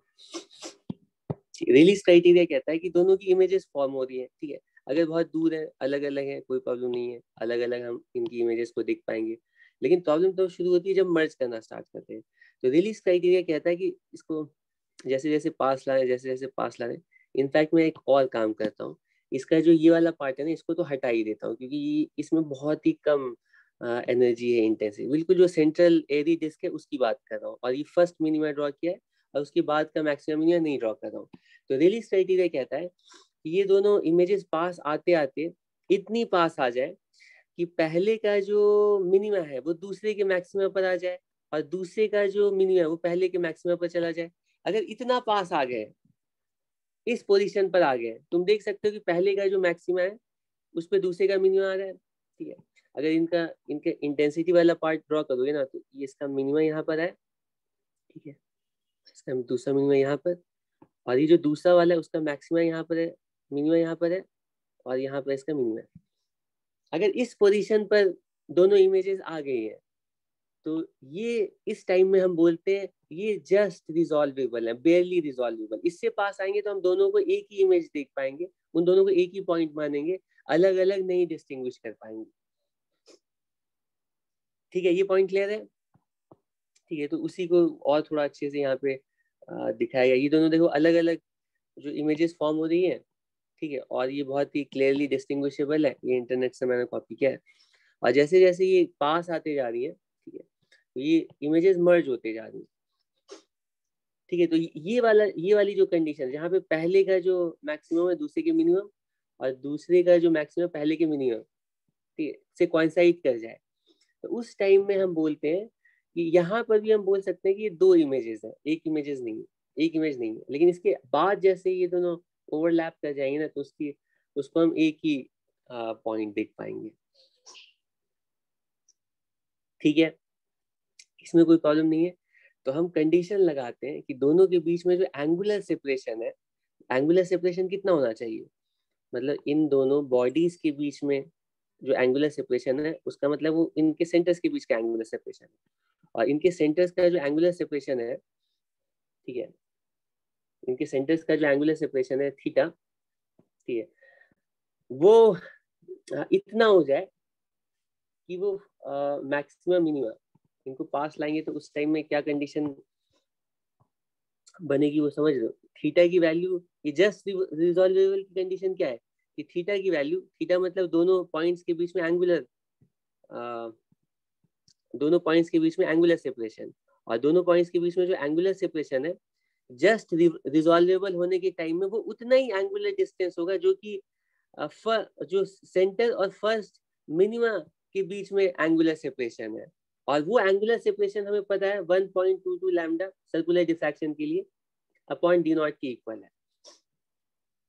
तो रेलिस क्राइटेरिया कहता है कि अगर दो पॉइंट्स के बीच में एंगुलर सेपरेशन की वैल्यू इस 1.22 लैम्डा अपॉन डी नॉट से ज्यादा है, तो आसानी से डिस्टिंग्विश कर सकते हैं, रिजॉल्वेबल है। और अगर एंगुलर सेपरेशन की वैल्यू इस वैल्यू से कम है, तो दोनों इमेजेस को हम अलग अलग डिस्टिंग्विश नहीं कर पाएंगे और वो दोनों इमेजेस मर्ज हो जाएंगे। ये पॉइंट क्लियर है सबको? ये पॉइंट क्लियर हुआ सबको? ये तो तुम्हें समझ में आ रहा होगा कि मैक्सिमम मिनिमम कैसे मर्ज कर रहा है, लेकिन मैं यहाँ पर साथ साथ ये भी बता रहा हूँ कि मैक्सिमम मिनिमम के बीच की जो डिस्टेंस होती है, फर्स्ट मिनिमम के बीच की डिस्टेंस जो होती है वो 1.22 लैम्डा पॉइंट डी नॉट होती है। तो दोनों इमेजेस के बीच की जो एंगुलर सेपरेशन है वो 1.22 लैम्डा पॉइंट डी नॉट से ज्यादा होनी चाहिए, तभी हम दोनों को अलग अलग देख पाएंगे। क्लियर है? Yes sir. ठीक है, ठीक है। तो अब हम लोग, अब सबसे पहला इंस्ट्रूमेंट कौन सा है? टेलीस्कोप है। तो टेलीस्कोप के लिए हम क्या कंडीशन लगाएंगे? तो टेलीस्कोप के लिए बोलते हैं कि हमारे पास ये लेंस है और यहाँ पे मैं सारे रिजल्ट्स लिखने जा रहा हूँ इसी बोर्ड पे। ये हमारे टेलीस्कोप का ऑब्जेक्टिव लेंस है, ठीक है, और यहाँ पे टेलीस्कोप की फोकल प्लेन है।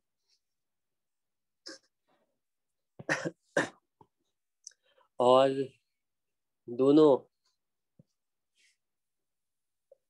ऑब्जेक्ट्स की वजह से, डिस्टेंट ऑब्जेक्ट्स की वजह से जो इमेज फॉर्म हो रही है उसको मैं यहाँ पर ड्रॉ कर रहा हूँ। कि पहली इमेज यहाँ पर मान लो इस तरह से आ गई और ये दूसरी इमेज कुछ इस तरह से आ गई, ठीक है। ये हमारा पहला सोर्स है S1, ये S1 है पहला सोर्स, और ये S2 है दूसरा सोर्स, ठीक है। तो ये डिस्टेंस सोर्सेस थे, ठीक है। और इनकी जो इमेजेस बनी है उनका भी चलो नाम रख देते हैं। इनकी जो इमेजेस बनी है, ये मान लो ये है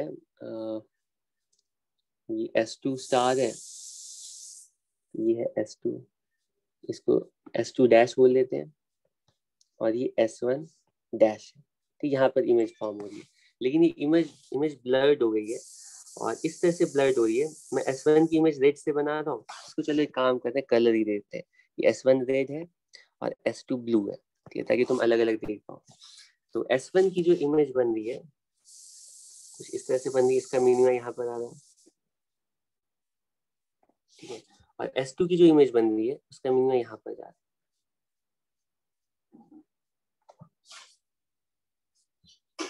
ठीक है, अब इसके एरी डिस्क कैसा होगा वो नहीं ड्रॉ कर रहा हूँ, ये चलो ड्रॉ कर देता हूँ। एरी डिस्क इसके लिए कुछ ऐसा है, इसका ये पहला मिनिमम ड्रॉ करता हूँ, और इसका जो पहला मिनिमम, जो दूसरी S2 का जो कुछ ऐसा है। इस टाइम में हम बोल रहे हैं कि ये दोनों बेयरली रिजॉल्वेबल है, ठीक है। ठीक है, तो इमेजेस के बीच में S1 डैश और S2 डैश के बीच में minimum separation, minimum angular separation कितनी होनी चाहिए जिससे कि हम इन दोनों इमेजेस को अलग अलग डिस्टिंग्विश कर पाए। तो ये मिनिमम एंगुलर सेपरेशन की वैल्यू आती है टेलीस्कोप के लिए थीटा मिनिमम, ये वैल्यू आती है 1.22 लैम्डा अपॉन डी नॉट, जहां पे डी नॉट इस लेंस के अपर्चर का डायमीटर है।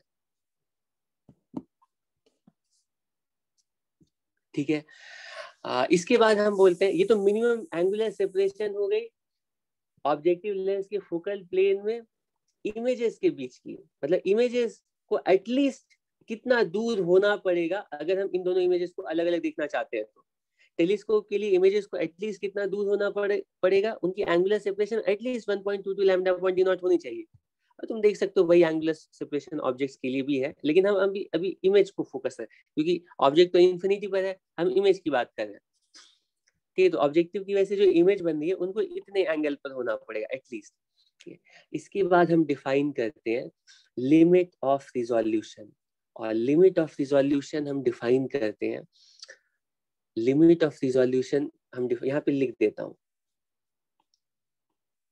लिमिट ऑफ, ये पूछा जाता है limit of resolution of telescope क्या है, limit of resolution of telescope, limit of resolution का मतलब minimum रिजोल्वेबल distance.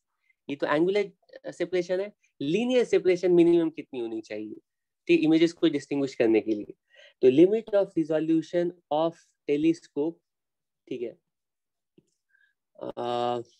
Is the minimum linear, ज्यादा छोटा तो नहीं हो रहा है, सेपरेशन शॉर्ट में लिख रहा हूं, बिटवीन इमेजेस, इसको मैं हाईलाइट कर देता हूं, बिटवीन इमेजेस मतलब इन दोनों जो ये जो इमेजेस फॉर्म हुई है इनके बीच में एटलीस्ट कितनी डिस्टेंस होनी चाहिए, ठीक है, जिससे कि minimum linear separation between images in the focal plane of objective, in the focal plane of objective, objective का जो इमेज वाला फोकल प्लेन है, ठीक है, सच दैट, सच दैट, ये दिख रहा है ज्यादा छोटा तो नहीं है, such that they are barely resolvable। Minimum separation कितनी होनी चाहिए जिससे कि ये दोनों बिल्कुल barely रिजॉल्व हो पा रहे हो। ये यहाँ पर हमारा S2 डैश है और ये S1 डैश है, तो इनके बीच में जो मिनिमम सेपरेशन है ये वाली जो डिस्टेंस है इसको मैं कह रहा हूँ डेल्टा एस। ये जो डेल्टा एस है ना यही लिमिट ऑफ रिजोल्यूशन।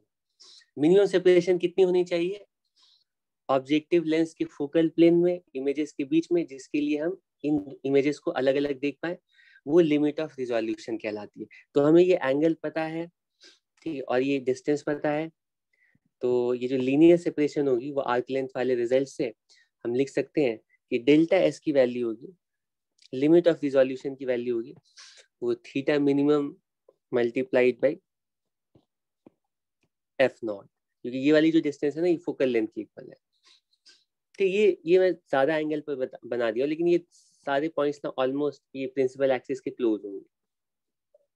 ठीक है, तो ये वैल्यू जो होगी 1.22 lambda upon D naught times F not, ये लिमिट ऑफ रिजोल्यूशन कहलाती है। ठीक, हम चाहते हैं कि लिमिट ऑफ रिजोल्यूशन की वैल्यू कम से कम हो। ठीक है, हम पास से पास इमेजेस को अलग अलग डिस्टिंग्विश करना चाहते हैं। ठीक, लिमिट ऑफ रिजोल्यूशन जितनी कम होगी, जितनी पास वाले ऑब्जेक्ट्स को हम अलग अलग डिस्टिंग्विश कर पाएंगे, वो टेलीस्कोप उतना ही अच्छा होगा। तुम देख सकते हो टेलीस्कोप के लिए जो लिमिट ऑफ रिजोल्यूशन की वैल्यू है किन किन वेवलेंथ पर तो डिपेंड करती है, तो वो तो विजिबल लाइट वो हमारे कंट्रोल में नहीं है, लेकिन फोकल लेंथ क्या है, एपर्चर क्या है, डायमीटर, ये दोनों डिसाइड करेंगे कि लिमिट ऑफ रिजोल्यूशन कितना अच्छा है। और इसके साथ साथ एक और टर्म हम यहाँ पर डिफाइन करते हैं, वो कहलाता है रिजॉल्विंग पावर। ठीक है, रिजॉल्विंग पावर हम डिफाइन करते हैं inverse of limit of resolution, मतलब लिमिट ऑफ रिजोल्यूशन जितनी कम होगी वो उतना ही अच्छा टेलीस्कोप होगा, रिजॉल्विंग पावर उतनी ज्यादा होगी।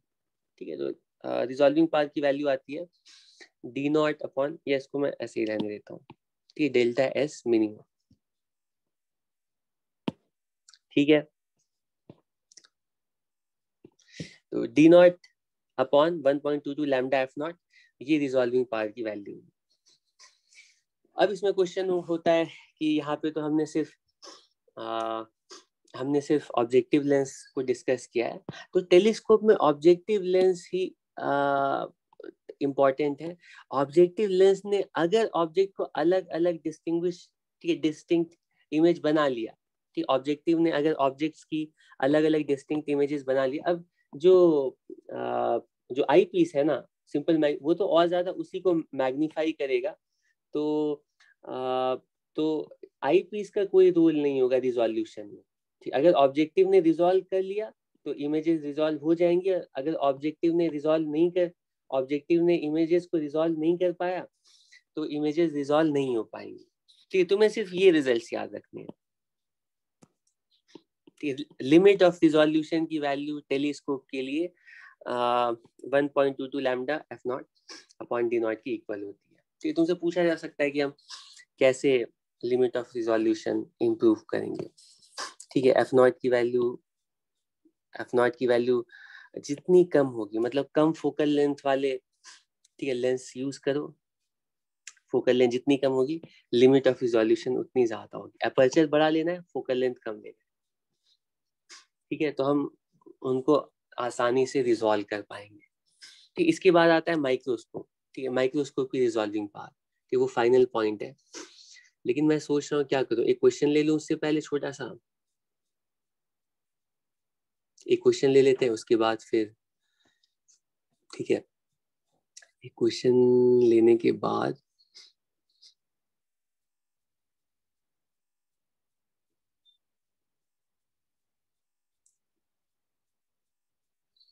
ओके,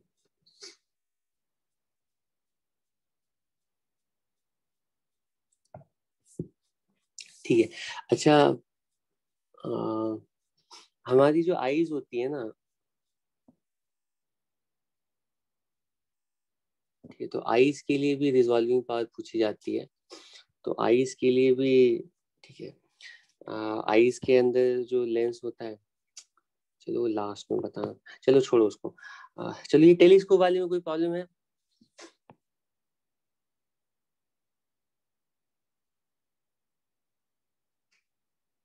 ठीक है, चलो हाँ, इसे एक क्वेश्चन ले सकता हूँ, वैसे कोई बात नहीं।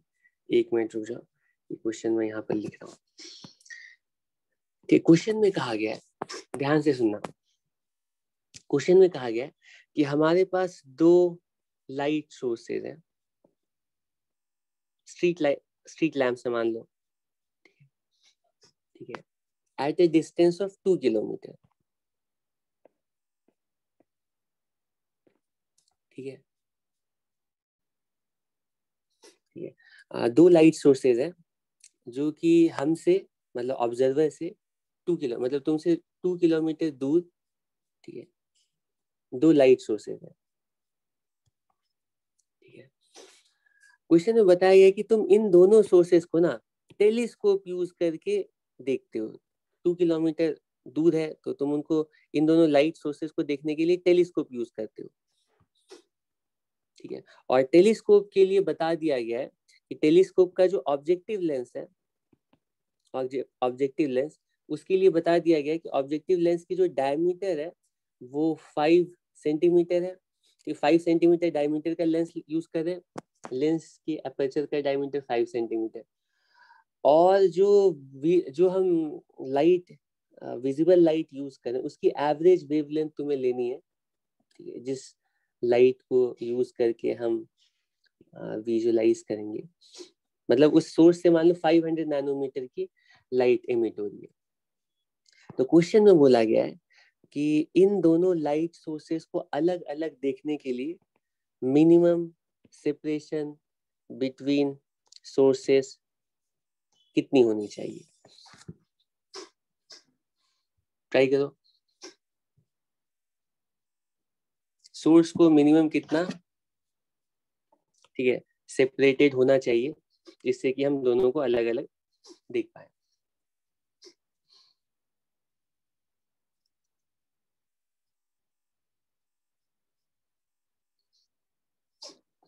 बताओ।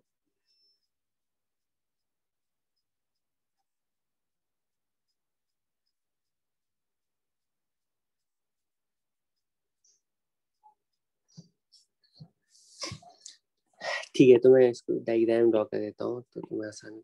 ये हमारे टेलीस्कोप का लेंस है, ठीक है, और इससे 2 किलोमीटर दूर सोर्सेज रखे हुए हैं। 2 किलोमीटर पर 2 सोर्स है। यहाँ पे एक सोर्स ये S1 है मान लो, और ये दूसरा सोर्स है S2। इन दोनों के बीच में डिस्टेंस कितनी है, इन दोनों के बीच में डिस्टेंस कितनी है ये हमें पूछी गई है।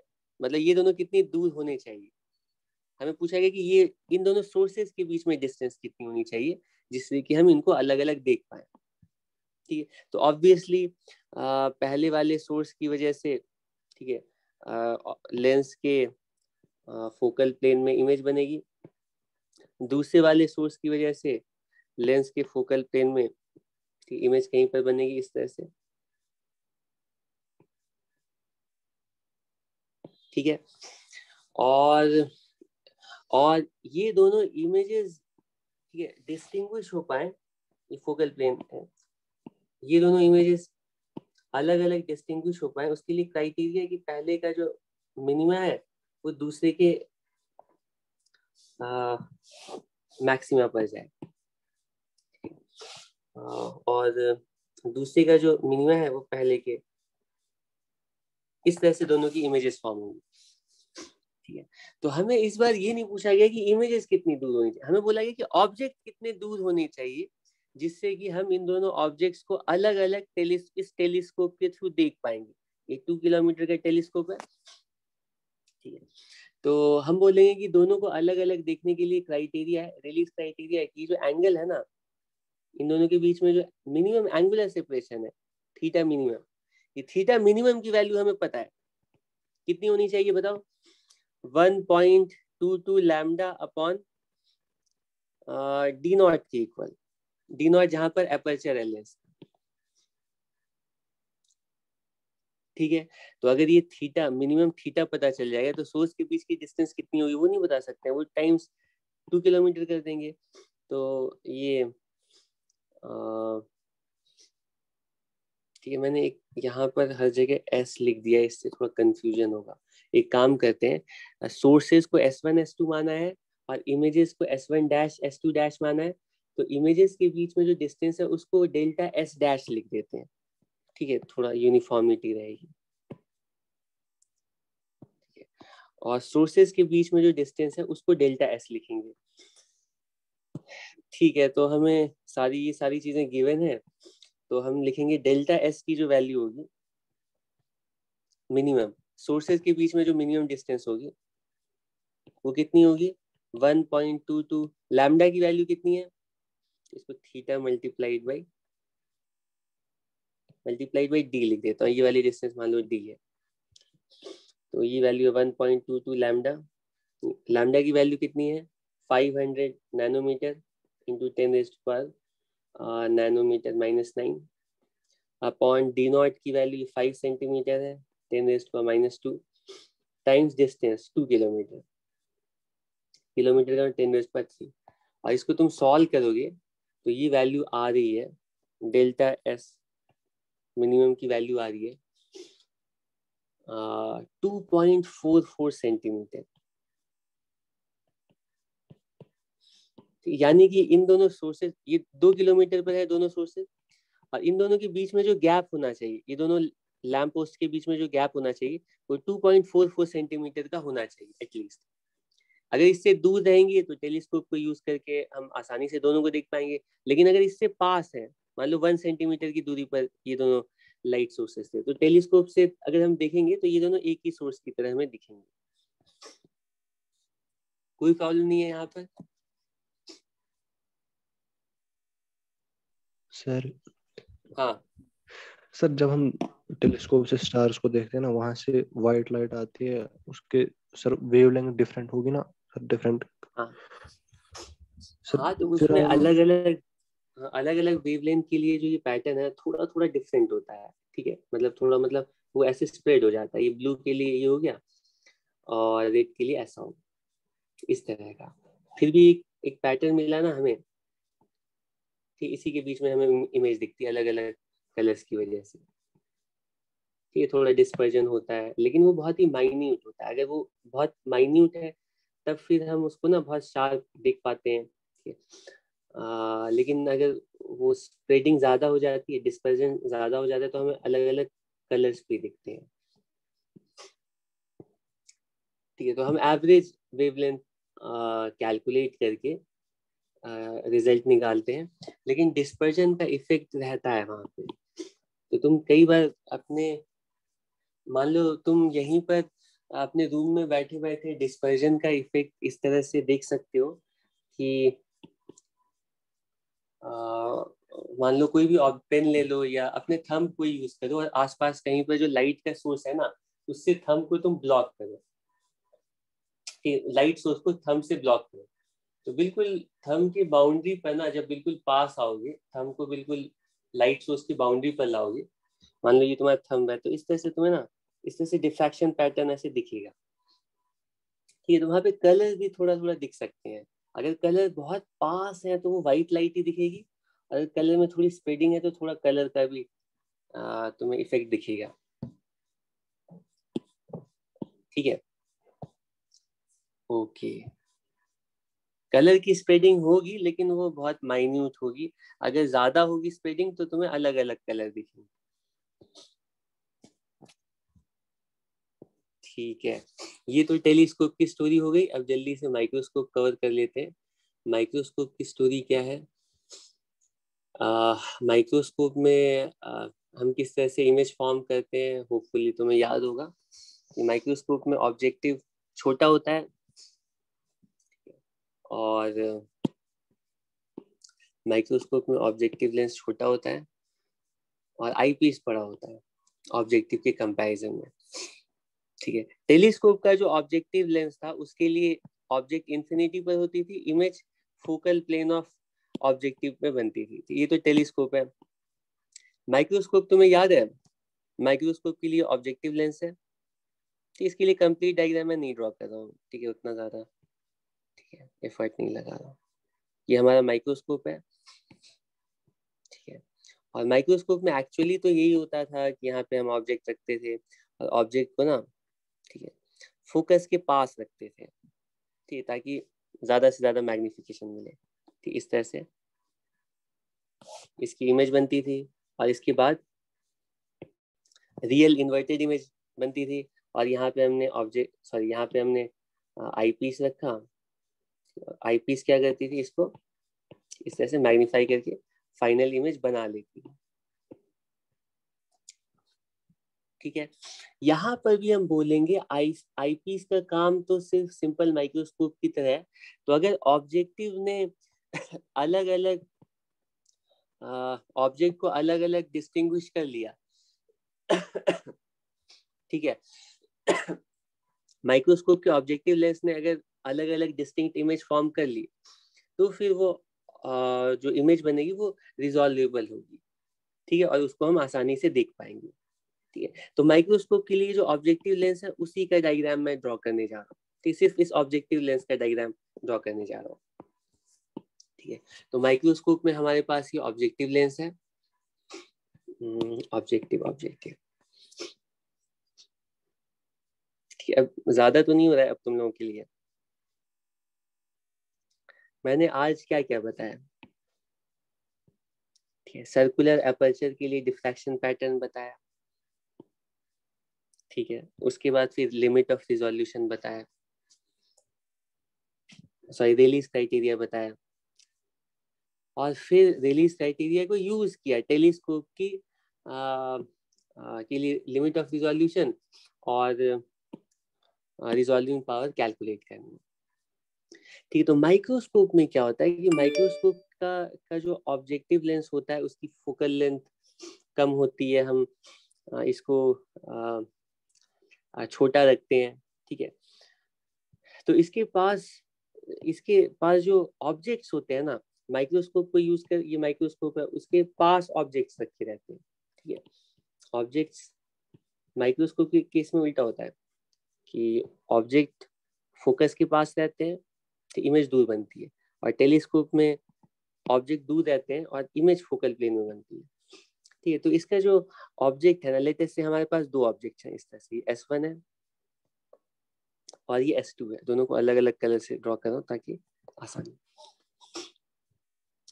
ठीक है, और इनकी इमेज बनेगी ठीक दूर कहीं पे इमेज प्लेन में। ये ऑब्जेक्ट प्लेन है, ये जो है ना ये U0 है ऑब्जेक्ट डिस्टेंस, और ये जो इमेज डिस्टेंस है कुछ होगी, तो इमेज रे ऑप्टिक्स के अकॉर्डिंग इसकी शार्प इमेज बनती कुछ यहाँ पर। ठीक है, यहाँ से इस जगह पर रे ऑप्टिक्स के अकॉर्डिंग S1 की शार्प इमेज बनती कुछ यहाँ पर। ठीक है, ये जो डिस्टेंस है यहाँ से यहाँ तक, ये इमेज डिस्टेंस है। ये ऑब्जेक्टिव की स्टोरी है, ये प्राइमरी मैग्निफिकेशन प्रोड्यूस करता है। तो इनकी वजह से जो इमेजेस फॉर्म होंगी वो कुछ इस तरह की फॉर्म होगी। ठीक है, ये जो इसके लिए इमेज कुछ इस तरह से फॉर्म होगी, और जो इमेज फॉर्म होगी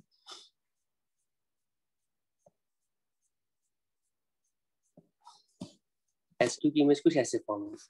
मैंने बहुत दूर ड्रॉ किया है वैसे। ठीक है, तो ये थीटा, ये थीटा। ठीक है, तो अब क्वेश्चन उठता है कि इन दोनों ऑब्जेक्ट्स को हम लोग ना माइक्रोस्कोप के अंदर ऐसे देख रहे हैं, तो इन दोनों ऑब्जेक्ट्स के बीच में मिनिमम एंगुलर सेपरेशन कितनी होनी चाहिए, ठीक है, जिससे कि इनकी इमेजेस को हम, मतलब इन दोनों ऑब्जेक्ट्स को माइक्रोस्कोप के थ्रू हम अलग अलग देख पाए। ठीक है, तो रेलीज क्राइटेरिया अप्लाई करके हम बोलेंगे कि यहाँ पर भी मिनिमम एंगुलर सेपरेशन की वैल्यू होगी, थीटा मिनिमम की वैल्यू होगी कितनी, थीटा मिनिमम की वैल्यू होगी 1.22 लैम्डा अपॉन डी नॉट, जहाँ पे लैम्डा तो वेव लेंथ ऑफ लाइट है, लेकिन डी नॉट क्या है, इस ऑब्जेक्टिव लेंस की डायमीटर है। ठीक है, ये तो मिनिमम एंगुलर सेपरेशन हो गई, सीधा रिलीज क्राइटेरिया से लिखा। लेकिन इसके बाद क्वेश्चन होता है कि लिमिट ऑफ रिजोल्यूशन कितनी होगी, और लिमिट ऑफ रिजोल्यूशन यहाँ पे, ठीक है, इसमें थोड़ा कंफ्यूजन हो जाता है जनरली। तो मैं याद दिलाता हूँ कि टेलीस्कोप के लिए जो लिमिट ऑफ रिजोल्यूशन थी ना, टेलीस्कोप के लिए लिमिट ऑफ रिजोल्यूशन का मतलब होता था, देखो ऑब्जेक्ट कितनी दूर है उससे हमें कोई मतलब नहीं है, कि ऑब्जेक्ट क्योंकि बहुत दूर है और स्टार्स के बीच में डिस्टेंस हो सकता है बहुत ज्यादा हो, कि हमें मतलब है कि टेलीस्कोप के अंदर जब उन दोनों स्टार्स को हम देख रहे हैं, तो उन दोनों स्टार्स, टेलीस्कोप के अंदर जो स्टार्स की इमेज दिख रही है उनके बीच में कितना मिनिमम सेपरेशन होना चाहिए। ठीक है, तो इमेज प्लेन में इमेजेस के बीच की जो मिनिमम सेपरेशन है, कि इमेजेस के बीच की जो मिनिमम सेपरेशन है उसको हम टेलीस्कोप के लिए लिमिट ऑफ रिजोल्यूशन बोलते हैं। ठीक है, इमेजेस के फोकल प्लेन ऑफ ऑब्जेक्टिव में इमेजेस के बीच में, टेलीस्कोप के लिए इमेजेस के बीच में जो मिनिमम लीनियर सेपरेशन होती है वो लिमिट ऑफ रिजोल्यूशन कहलाती है। लेकिन माइक्रोस्कोप के लिए इमेज इंपॉर्टेंट नहीं है। मान लो तुम कोई भी फाइन पार्टिकल देख रहे हो, या मान लो क्लोथ फैब्रिक देख रहे हो, उसके बीच का की जो लाइनिंग्स है वो देखना चाहते हो, तो तुम इंटरेस्टेड हो कि वो जो एक्चुअल ऑब्जेक्ट है ना, उन एक्चुअल ऑब्जेक्ट के बीच में मिनिमम सेपरेशन कितनी होनी चाहिए, जिसकी वजह से तुम माइक्रोस्कोप लगा करके उनको अलग अलग देख पाओगे। ठीक है, तो माइक्रोस्कोप के लिए जो लिमिट ऑफ रिजोल्यूशन होती है, माइक्रोस्कोप के लिए लिमिट ऑफ रिजोल्यूशन का मतलब होता है, लिमिट ऑफ, यहाँ पर लिख देता हूँ, लिमिट ऑफ रिजोल्यूशन, ठीक है, ये है मिनिमम लीनियर सेपरेशन, ठीक है, distance between what, objects, in the focal plane of objective lens, in the focal plane of objective lens, ठीक है, such that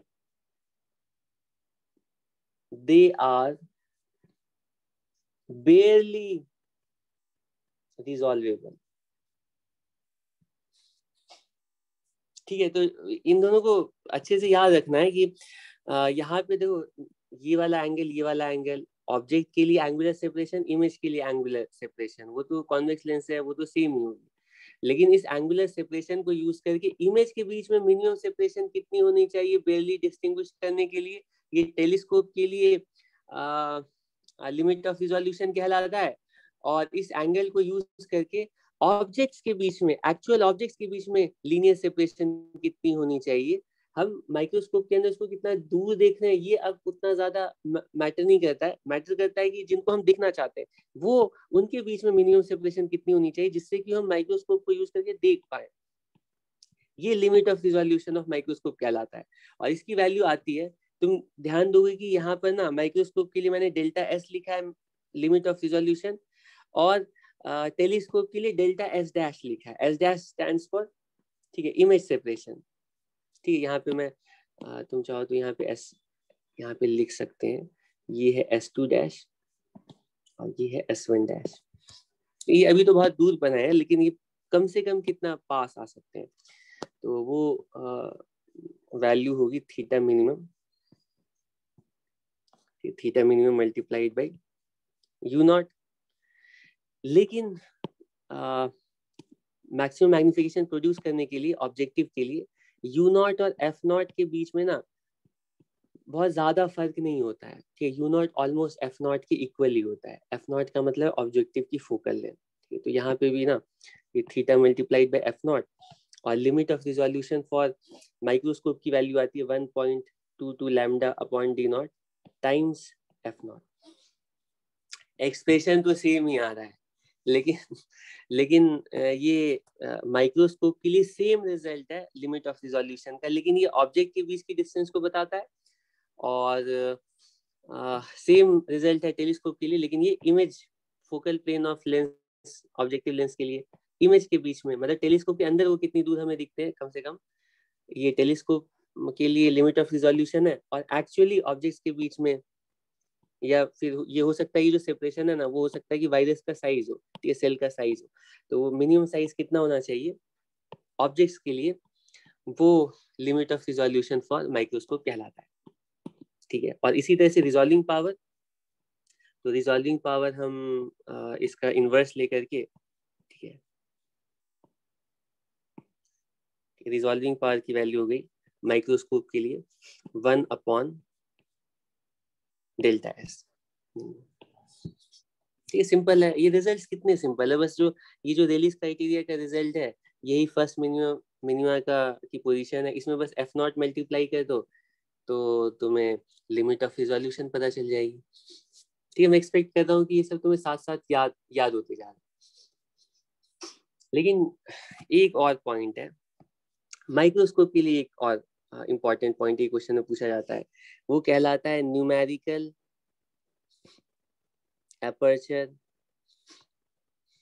ऑफ माइक्रोस्कोप। ठीक है, तो माइक्रोस्कोप के लिए हमें डेल्टा एस की वैल्यू, लिमिट ऑफ रिजोल्यूशन की वैल्यू पता चल गई है, वो वैल्यू है theta minimum 1.22 lambda upon D naught times focal length. ठीक है, तो ये ऑब्जेक्टिव लेंस को अगर देखोगे ना तुम, ये है हमारा हमारे ये ऑब्जेक्टिव लेंस है, ठीक है, ओके, और यहाँ पे हमारा मान लो ऑब्जेक्ट है, ठीक है, ऑब्जेक्ट रफली फोकल लेंथ पर रहता है, ठीक है, और इससे जो ये लाइट रेज है ये पूरी लेंस पर फॉल होती है, तो ये लास्ट वाली जो लाइट रे ये एक्चुअली ऐसे कोन फॉर्म करती है, ये जो लाइट रेज है इस ऐसे कोन, ठीक है, तो और ये वाली डिस्टेंस कितनी होगी, ये वाली डिस्टेंस है d0/2. तो let us call this angle beta.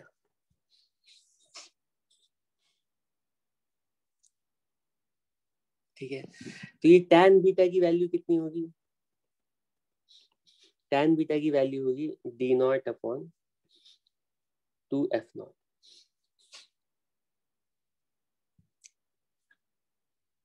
ठीक है, तुम देख सकते हो कि ये जो d0 है वो है एपर्चर का डायमीटर फॉर लेंस.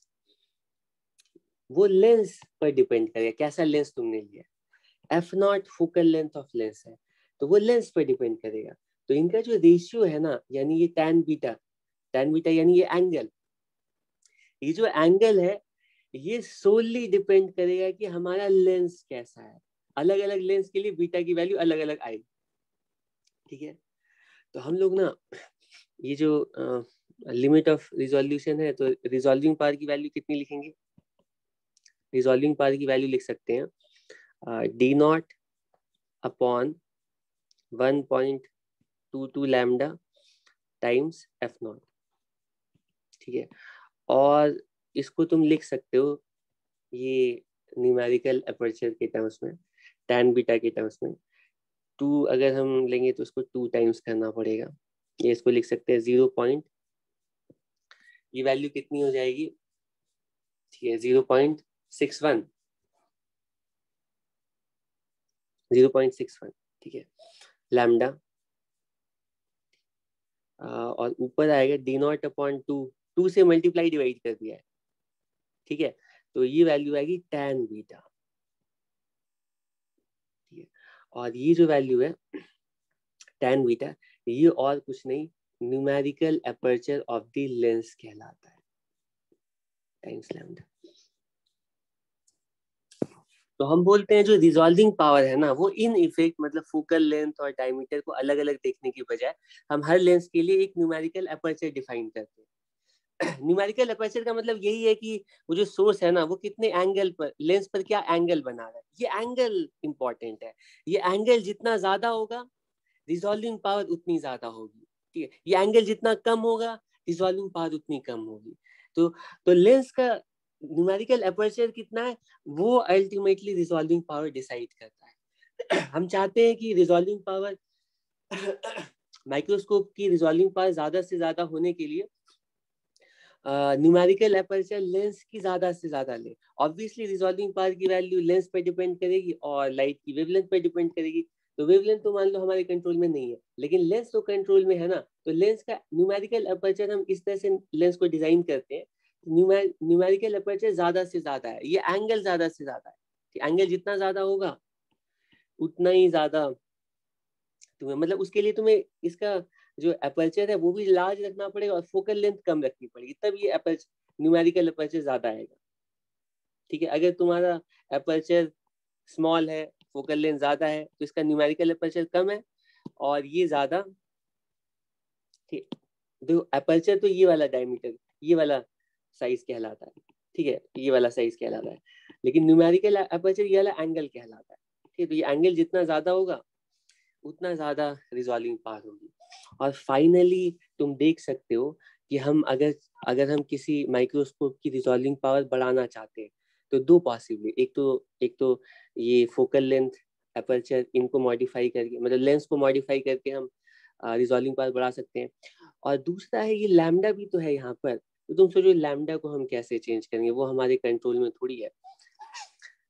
कंट्रोल में है, अगर विजिबल लाइट लेते हैं तब तो उसकी वेवलेंथ फिक्स है, लेकिन हम सोचते हैं कि अगर हम कोई दूसरी ऐसी इलेक्ट्रोमैग्नेटिक वेव लें जिसके लिए वेवलेंथ की वैल्यू कम हो, और कम वेवलेंथ वाली लाइट यूज करें, तो उससे रिजॉल्विंग पावर और अच्छी होगी और हम क्लोज मतलब पास वाले ऑब्जेक्ट्स को देख पाएंगे. ठीक है, और लैम्डा को कम करते हैं. ठीक है, और यही प्रिंसिपल हम यूज करते हैं इलेक्ट्रॉन माइक्रोस्कोप में. इलेक्ट्रॉन माइक्रोस्कोप में हम एक्चुअली क्या करते हैं ना, विजिबल लाइट यूज ही नहीं करते, क्योंकि विजिबल लाइट के लिए वेवलेंथ की लिमिटेशन है. ठीक है, तुम आगे ठीक है, मॉडर्न फिजिक्स पढ़ोगे, क्वांटम मैकेनिक्स का कुछ पार्ट उसमें यूज होता है, तो वहां पे तुम्हें पता चलेगा कि जितने भी मैटर पार्टिकल्स हैं ये भी वेव की तरह बिहेव करते हैं। ठीक है, इनकी भी अपनी वेवलेंथ होती है। तो इलेक्ट्रॉन माइक्रोस्कोप को यूज करके इलेक्ट्रॉन की जो वेवलेंथ है ना वो हम बहुत ही कम कर सकते हैं। वेवलेंथ जब बहुत कम हो जाता है तो इसकी जो रिजोल्यूशन है वो बहुत ज्यादा हो जाती है, और जो ऑब्जेक्ट्स हम नॉर्मल माइक्रोस्कोप को यूज करके नहीं दिख पा रहे थे वो इलेक्ट्रॉन माइक्रोस्कोप को यूज करके वेवलेंथ कम करने की वजह से, कि इलेक्ट्रॉन वेव जो है ना वो मैटर वेव्स कहलाते हैं। ये सब तुम पढ़ोगे आगे। तो जो जैसे लाइट है उसको पार्टिकल और वेव की तरह बिहेव कर रही है, ठीक है, हम सोचते हैं ये तो वेव है, लेकिन ये भी पार्टिकल की तरह बिहेव करती है। तो वैसे ही जो पार्टिकल है, एक्चुअल पार्टिकल है जैसे इलेक्ट्रॉन है, वो भी वेव की तरह बिहेव करती है। ठीक है, तो उनको मैटर वेव्स बोलते हैं। तो उनकी वेवलेंथ कम होती है, रिजॉल्विंग पावर हम बढ़ा लेते हैं। और एक काम कर सकते हैं, ठीक है, और एक काम करते हैं हम, इनफैक्ट हम क्या करते हैं पता है, ये जो माइक्रोस्कोप है ना, ठीक, इस पूरे पूरे सेटअप को, माइक्रोस्कोप, ऑब्जेक्टिव और आईपीस के बीच में जो ये पूरा सेटअप है, इस पूरे सेटअप को हम क्या करते हैं ना, इस पूरे सेटअप को हम एक ऑयल के अंदर इमर्स कर देते हैं। पूरे सेटअप को ऑयल के अंदर इमर्स कर, उससे क्या फायदा हुआ? उससे फायदा ये हुआ, उससे फायदा ये हुआ कि जैसे ही हम ऑयल के अंदर रखेंगे ना, तो इस इलेक्ट्रोमैग्नेटिक वेव की जो वेवलेंथ होगी वो म्यू के फैक्टर से रिड्यूस हो जाएगी। और म्यू के फैक्टर से रिड्यूस होने का मतलब है, क्योंकि वेवलेंथ जितनी कम होगी उतनी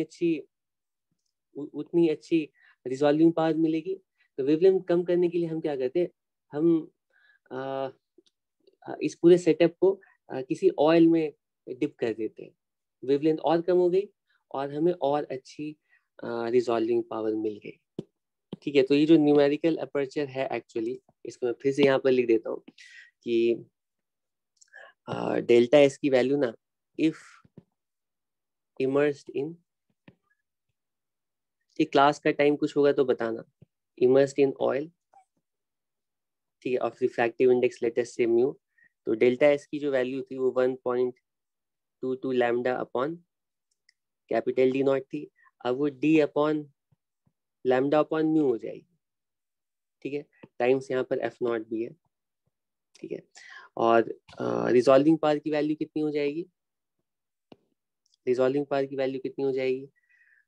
वो हो जाएगी एफ नॉट, नहीं, D not, mu times D not upon, ठीक है, 0.61 लैम्डा, ठीक है, टाइम्स 2f नॉट। ठीक है, इसको 2f नॉट लिख दो, क्योंकि D not upon 2f not इसको न्यूमेरिकल अपर्चर हम बोल रहे थे। ये जो डी नॉट अपॉन, इसको मैंने tan बीटा लिखा है, हाँ, तो ये वैल्यू है म्यू टाइम्स tan बीटा। एक बस म्यू का फैक्टर आ गया, और क्या चेंज हुआ है? 0.61। ये उस लाइट की वेवलेंथ है वैक्यूम में, ठीक है, जिसको हम यूज कर रहे हैं। मान लो विजिबली यूज कर रहे हैं तो उसके लिए वेवलेंथ तो फिक्स है, लेकिन ऑयल में डिप करने की वजह से ये म्यू का फैक्टर आ जाता है। म्यू जितना ज्यादा होगा रिजॉल्विंग पावर उतनी ज्यादा बढ़ेगी। और इन दोनों के प्रोडक्ट को अल्टीमेटली म्यू और tan बीटा, पहले तो मैं बोला था tan बीटा, लेकिन जिस मीडियम में रखा हुआ इन दोनों को मिला करके हम न्यूमेरिकल अपर्चर बोलते हैं, 3.61 लैम्डा। क्योंकि ये जो ऑयल क्या ले रहे हैं वो भी हमारे हाथ में। तो जो न्यूमेरिकल अपर्चर होता है वो refractive index multiplied by tan beta के इक्वल होता है। ठीक, कई जगह पे साइन बीटा लिखा जाएगा, ठीक है, लेकिन ये एंगल स्मॉल है तो एक ही बात है। ठीक, इंपॉर्टेंट है ये एंगल कितना बना रहा है लेंस, और लेंस किस मीडियम में रखा है। तो ये जितना ज्यादा होगा उतनी ज्यादा रिजॉल्विंग पावर होगी। न्यूमेरिकल अपर्चर ज्यादा तो रिजॉल्विंग पावर ज्यादा।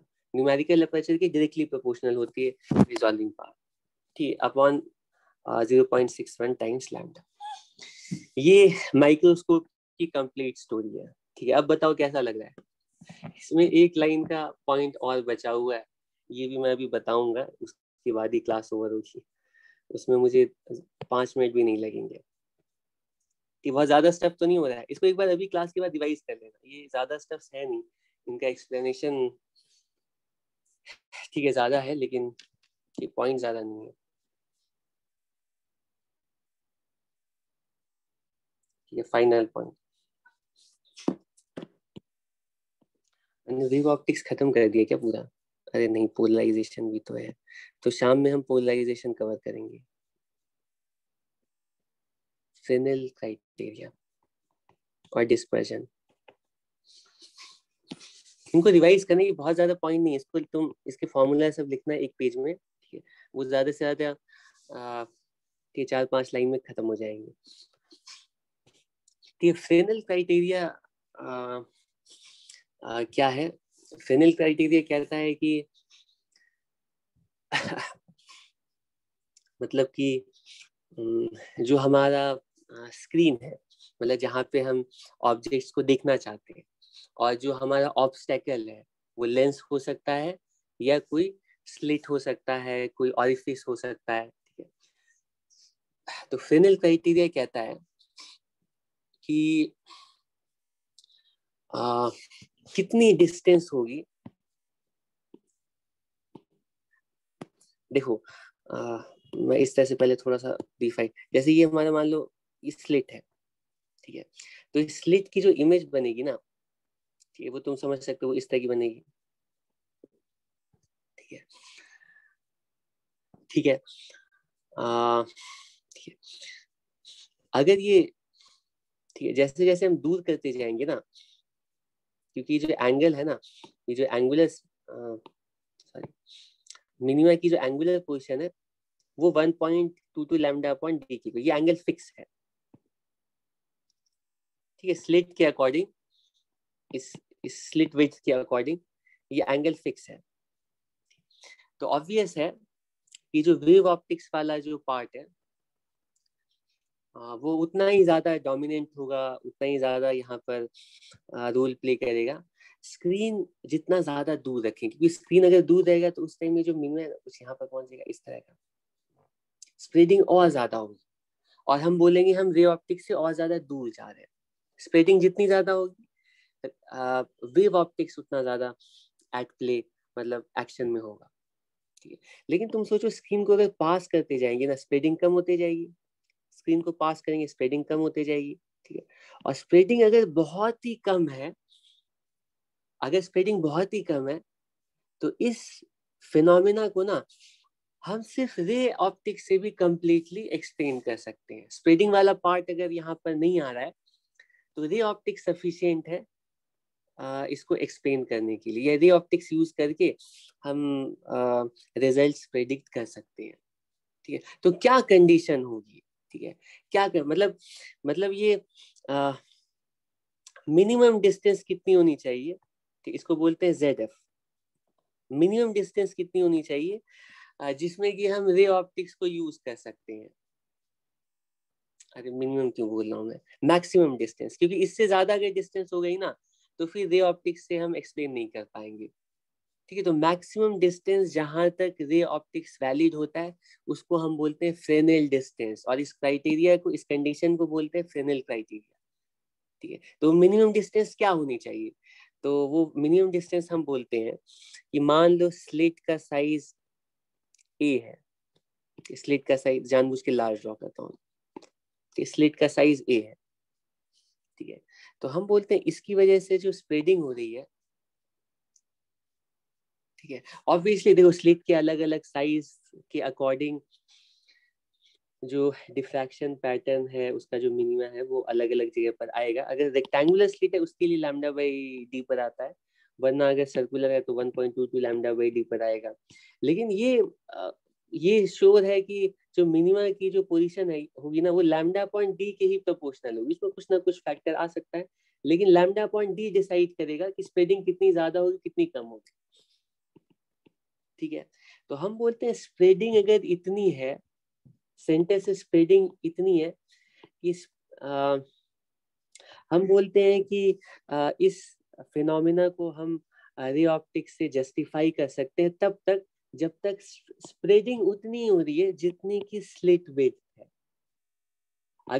अगर स्प्रेडिंग स्लिट विड्थ से ज्यादा हो रही है, तो स्लिट की जो अपना साइज है, अपर्चर का जो अपना साइज है, अगर उससे ज्यादा स्प्रेडिंग हो रही है तो हम बोलेंगे रे ऑप्टिक्स इनवैलिड है। और अगर स्प्रेडिंग जो इस अपर्चर का अपना साइज है, स्प्रेडिंग अगर उससे कम है तो रे ऑप्टिक्स सफिशिएंट है इसको एक्सप्लेन करने के लिए, रे ऑप्टिक्स वैलिड। ठीक है, तो स्प्रेडिंग मान लो इसकी विड्थ मान लेते हैं, हर जगह मैंने डी ही यूज किया है, यहाँ पर भी डी यूज करूँ क्या? ये वाली डिस्टेंस चलो ठीक, डबल स्लिट में तो स्लिट्स के बीच का जो गैप है ना उसको डी से रिप्रेजेंट करता है, लेकिन किसी भी बुक में देखोगे तो सिंगल स्लिट के लिए जो स्लिट विड्थ यूज की गई है वो ए यूज किया गया है, और अपर्चर है, अपर्चर का भी जो डायमीटर है वो ए यूज किया गया है सर्कुलर डिफ्रैक्शन में। ठीक है, तो उसे कंफ्यूज नहीं करना है, तुम्हें पता होना चाहिए कि डी या ए है क्या। ठीक है, तो मैं कह रहा हूँ कि इनके बीच की डिस्टेंस मान लो डी है, मतलब स्लिट विड्थ जो है डी है। ठीक है, तो मैं कंडीशन लगा रहा हूँ कि इसका जो फर्स्ट, ठीक है, ये हमारा स्क्रीन है, ठीक है, और इस पे जो पैटर्न आ रहा है, ठीक है, डिफ्रैक्शन का वो कुछ इस तरह का आ रहा है। ठीक है, तो हम बोलते हैं ये जो फर्स्ट मिनिमा की लीनियर डिस्टेंस आ रही है,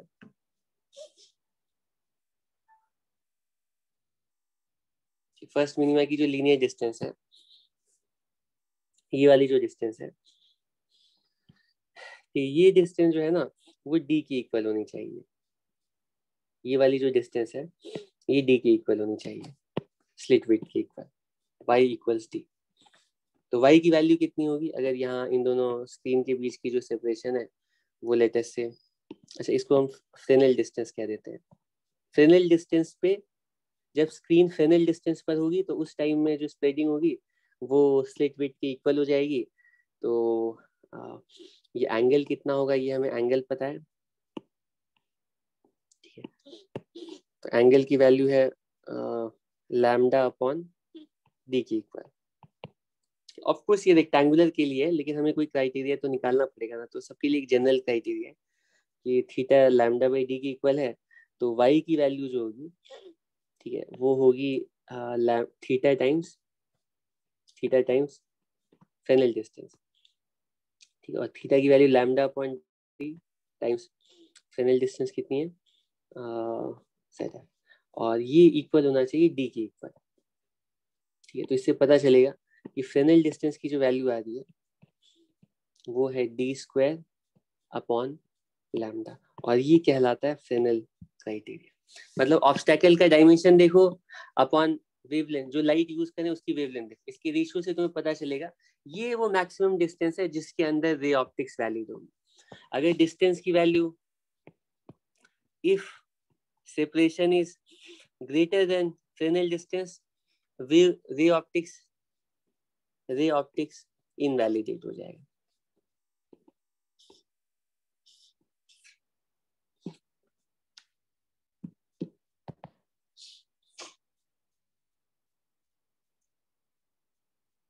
ठीक है, ये फाइनल पॉइंट था, अब थ्योरी का कोई पॉइंट नहीं है यहाँ तक। एक क्वेश्चन है छोटा सा, ठीक है, रिजोल्यूशन और रिजॉल्विंग पावर ह्यूमन आई के लिए भी पूछी जाती है। तो आईज जब रिलैक्स कंडीशन में तब के लिए रिजॉल्विंग पावर और सारी चीजें हम वैसे ही कैलकुलेट करते हैं जैसे कि टेलीस्कोप के लिए कैलकुलेट करते हैं। ठीक है, तो यहाँ पे हमें क्वेश्चन में कहा गया है कि टेलीस्कोप से पहले हम देख रहे थे, अब हम मान लो टेलीस्कोप से नहीं देख रहे हैं। टेलीस्कोप के लिए बताया गया था कि जो डायमीटर है ना कि 5 सेंटीमीटर। ठीक है, ह्यूमन आई के लिए बोला गया था, आई के लिए जो डायमीटर है, आई लेंस के लिए जो डायमीटर है वो 5 मिलीमीटर है। अब पूछा गया है कि आईज को यूज करके बिना टेलीस्कोप की एड से हम इन्हीं दोनों लाइट सोर्सेस को देख रहे हैं, और ये दोनों लाइट सोर्सेस कहाँ पर है, 2 किलोमीटर, ठीक है, 2 किलोमीटर दूर है, ठीक, 2 किलोमीटर डिस्टेंस पर है। लेकिन इस बार टेलीस्कोप नहीं, हम आई लेंस को मतलब डायरेक्टली आईज के थ्रू देख रहे हैं।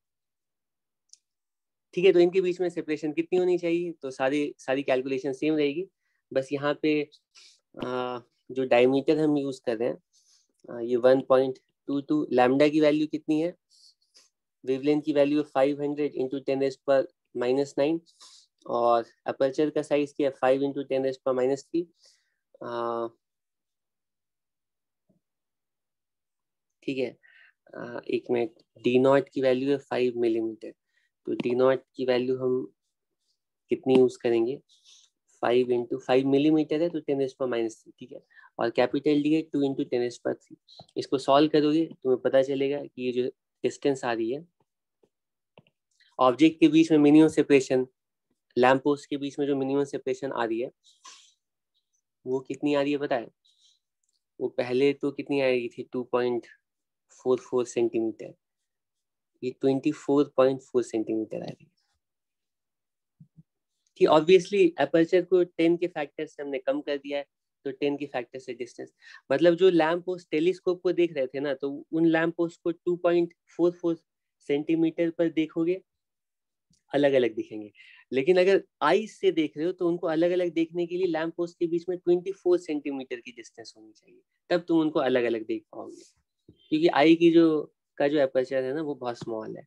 और तुम देख सकते हो ये अपर्चर जितना कम होगा, ठीक है, ये मिनिमम सेपरेशन उतनी ज्यादा होगी, ठीक, उतना ज्यादा दूर रहना पड़ेगा देखने के लिए, और अपर्चर जितना, ठीक है, ज्यादा होगा, ठीक है, तो उतने पास वाले हम, ठीक है, ऑब्जेक्ट्स को डिस्टिंग्विश कर पाते हैं। इसीलिए टेलीस्कोप में जो ऑब्जेक्टिव का साइज होता है वो ज्यादा होता है, ठीक है। पहले लाइट का रीजन मैंने बताया था कि ज्यादा से ज्यादा लाइट गैदर करने के लिए, उस टाइम वेव ऑप्टिक्स नहीं पड़ा था, रिजोल्यूशन बढ़ाने के लिए भी हम लोग ऑब्जेक्टिव का जो साइज है टेलीस्कोप के लिए वो हम ज्यादा रखते हैं, ठीक है। थैंक यू, आज की क्लास के लिए इतना ही, बाकी नेक्स्ट क्लास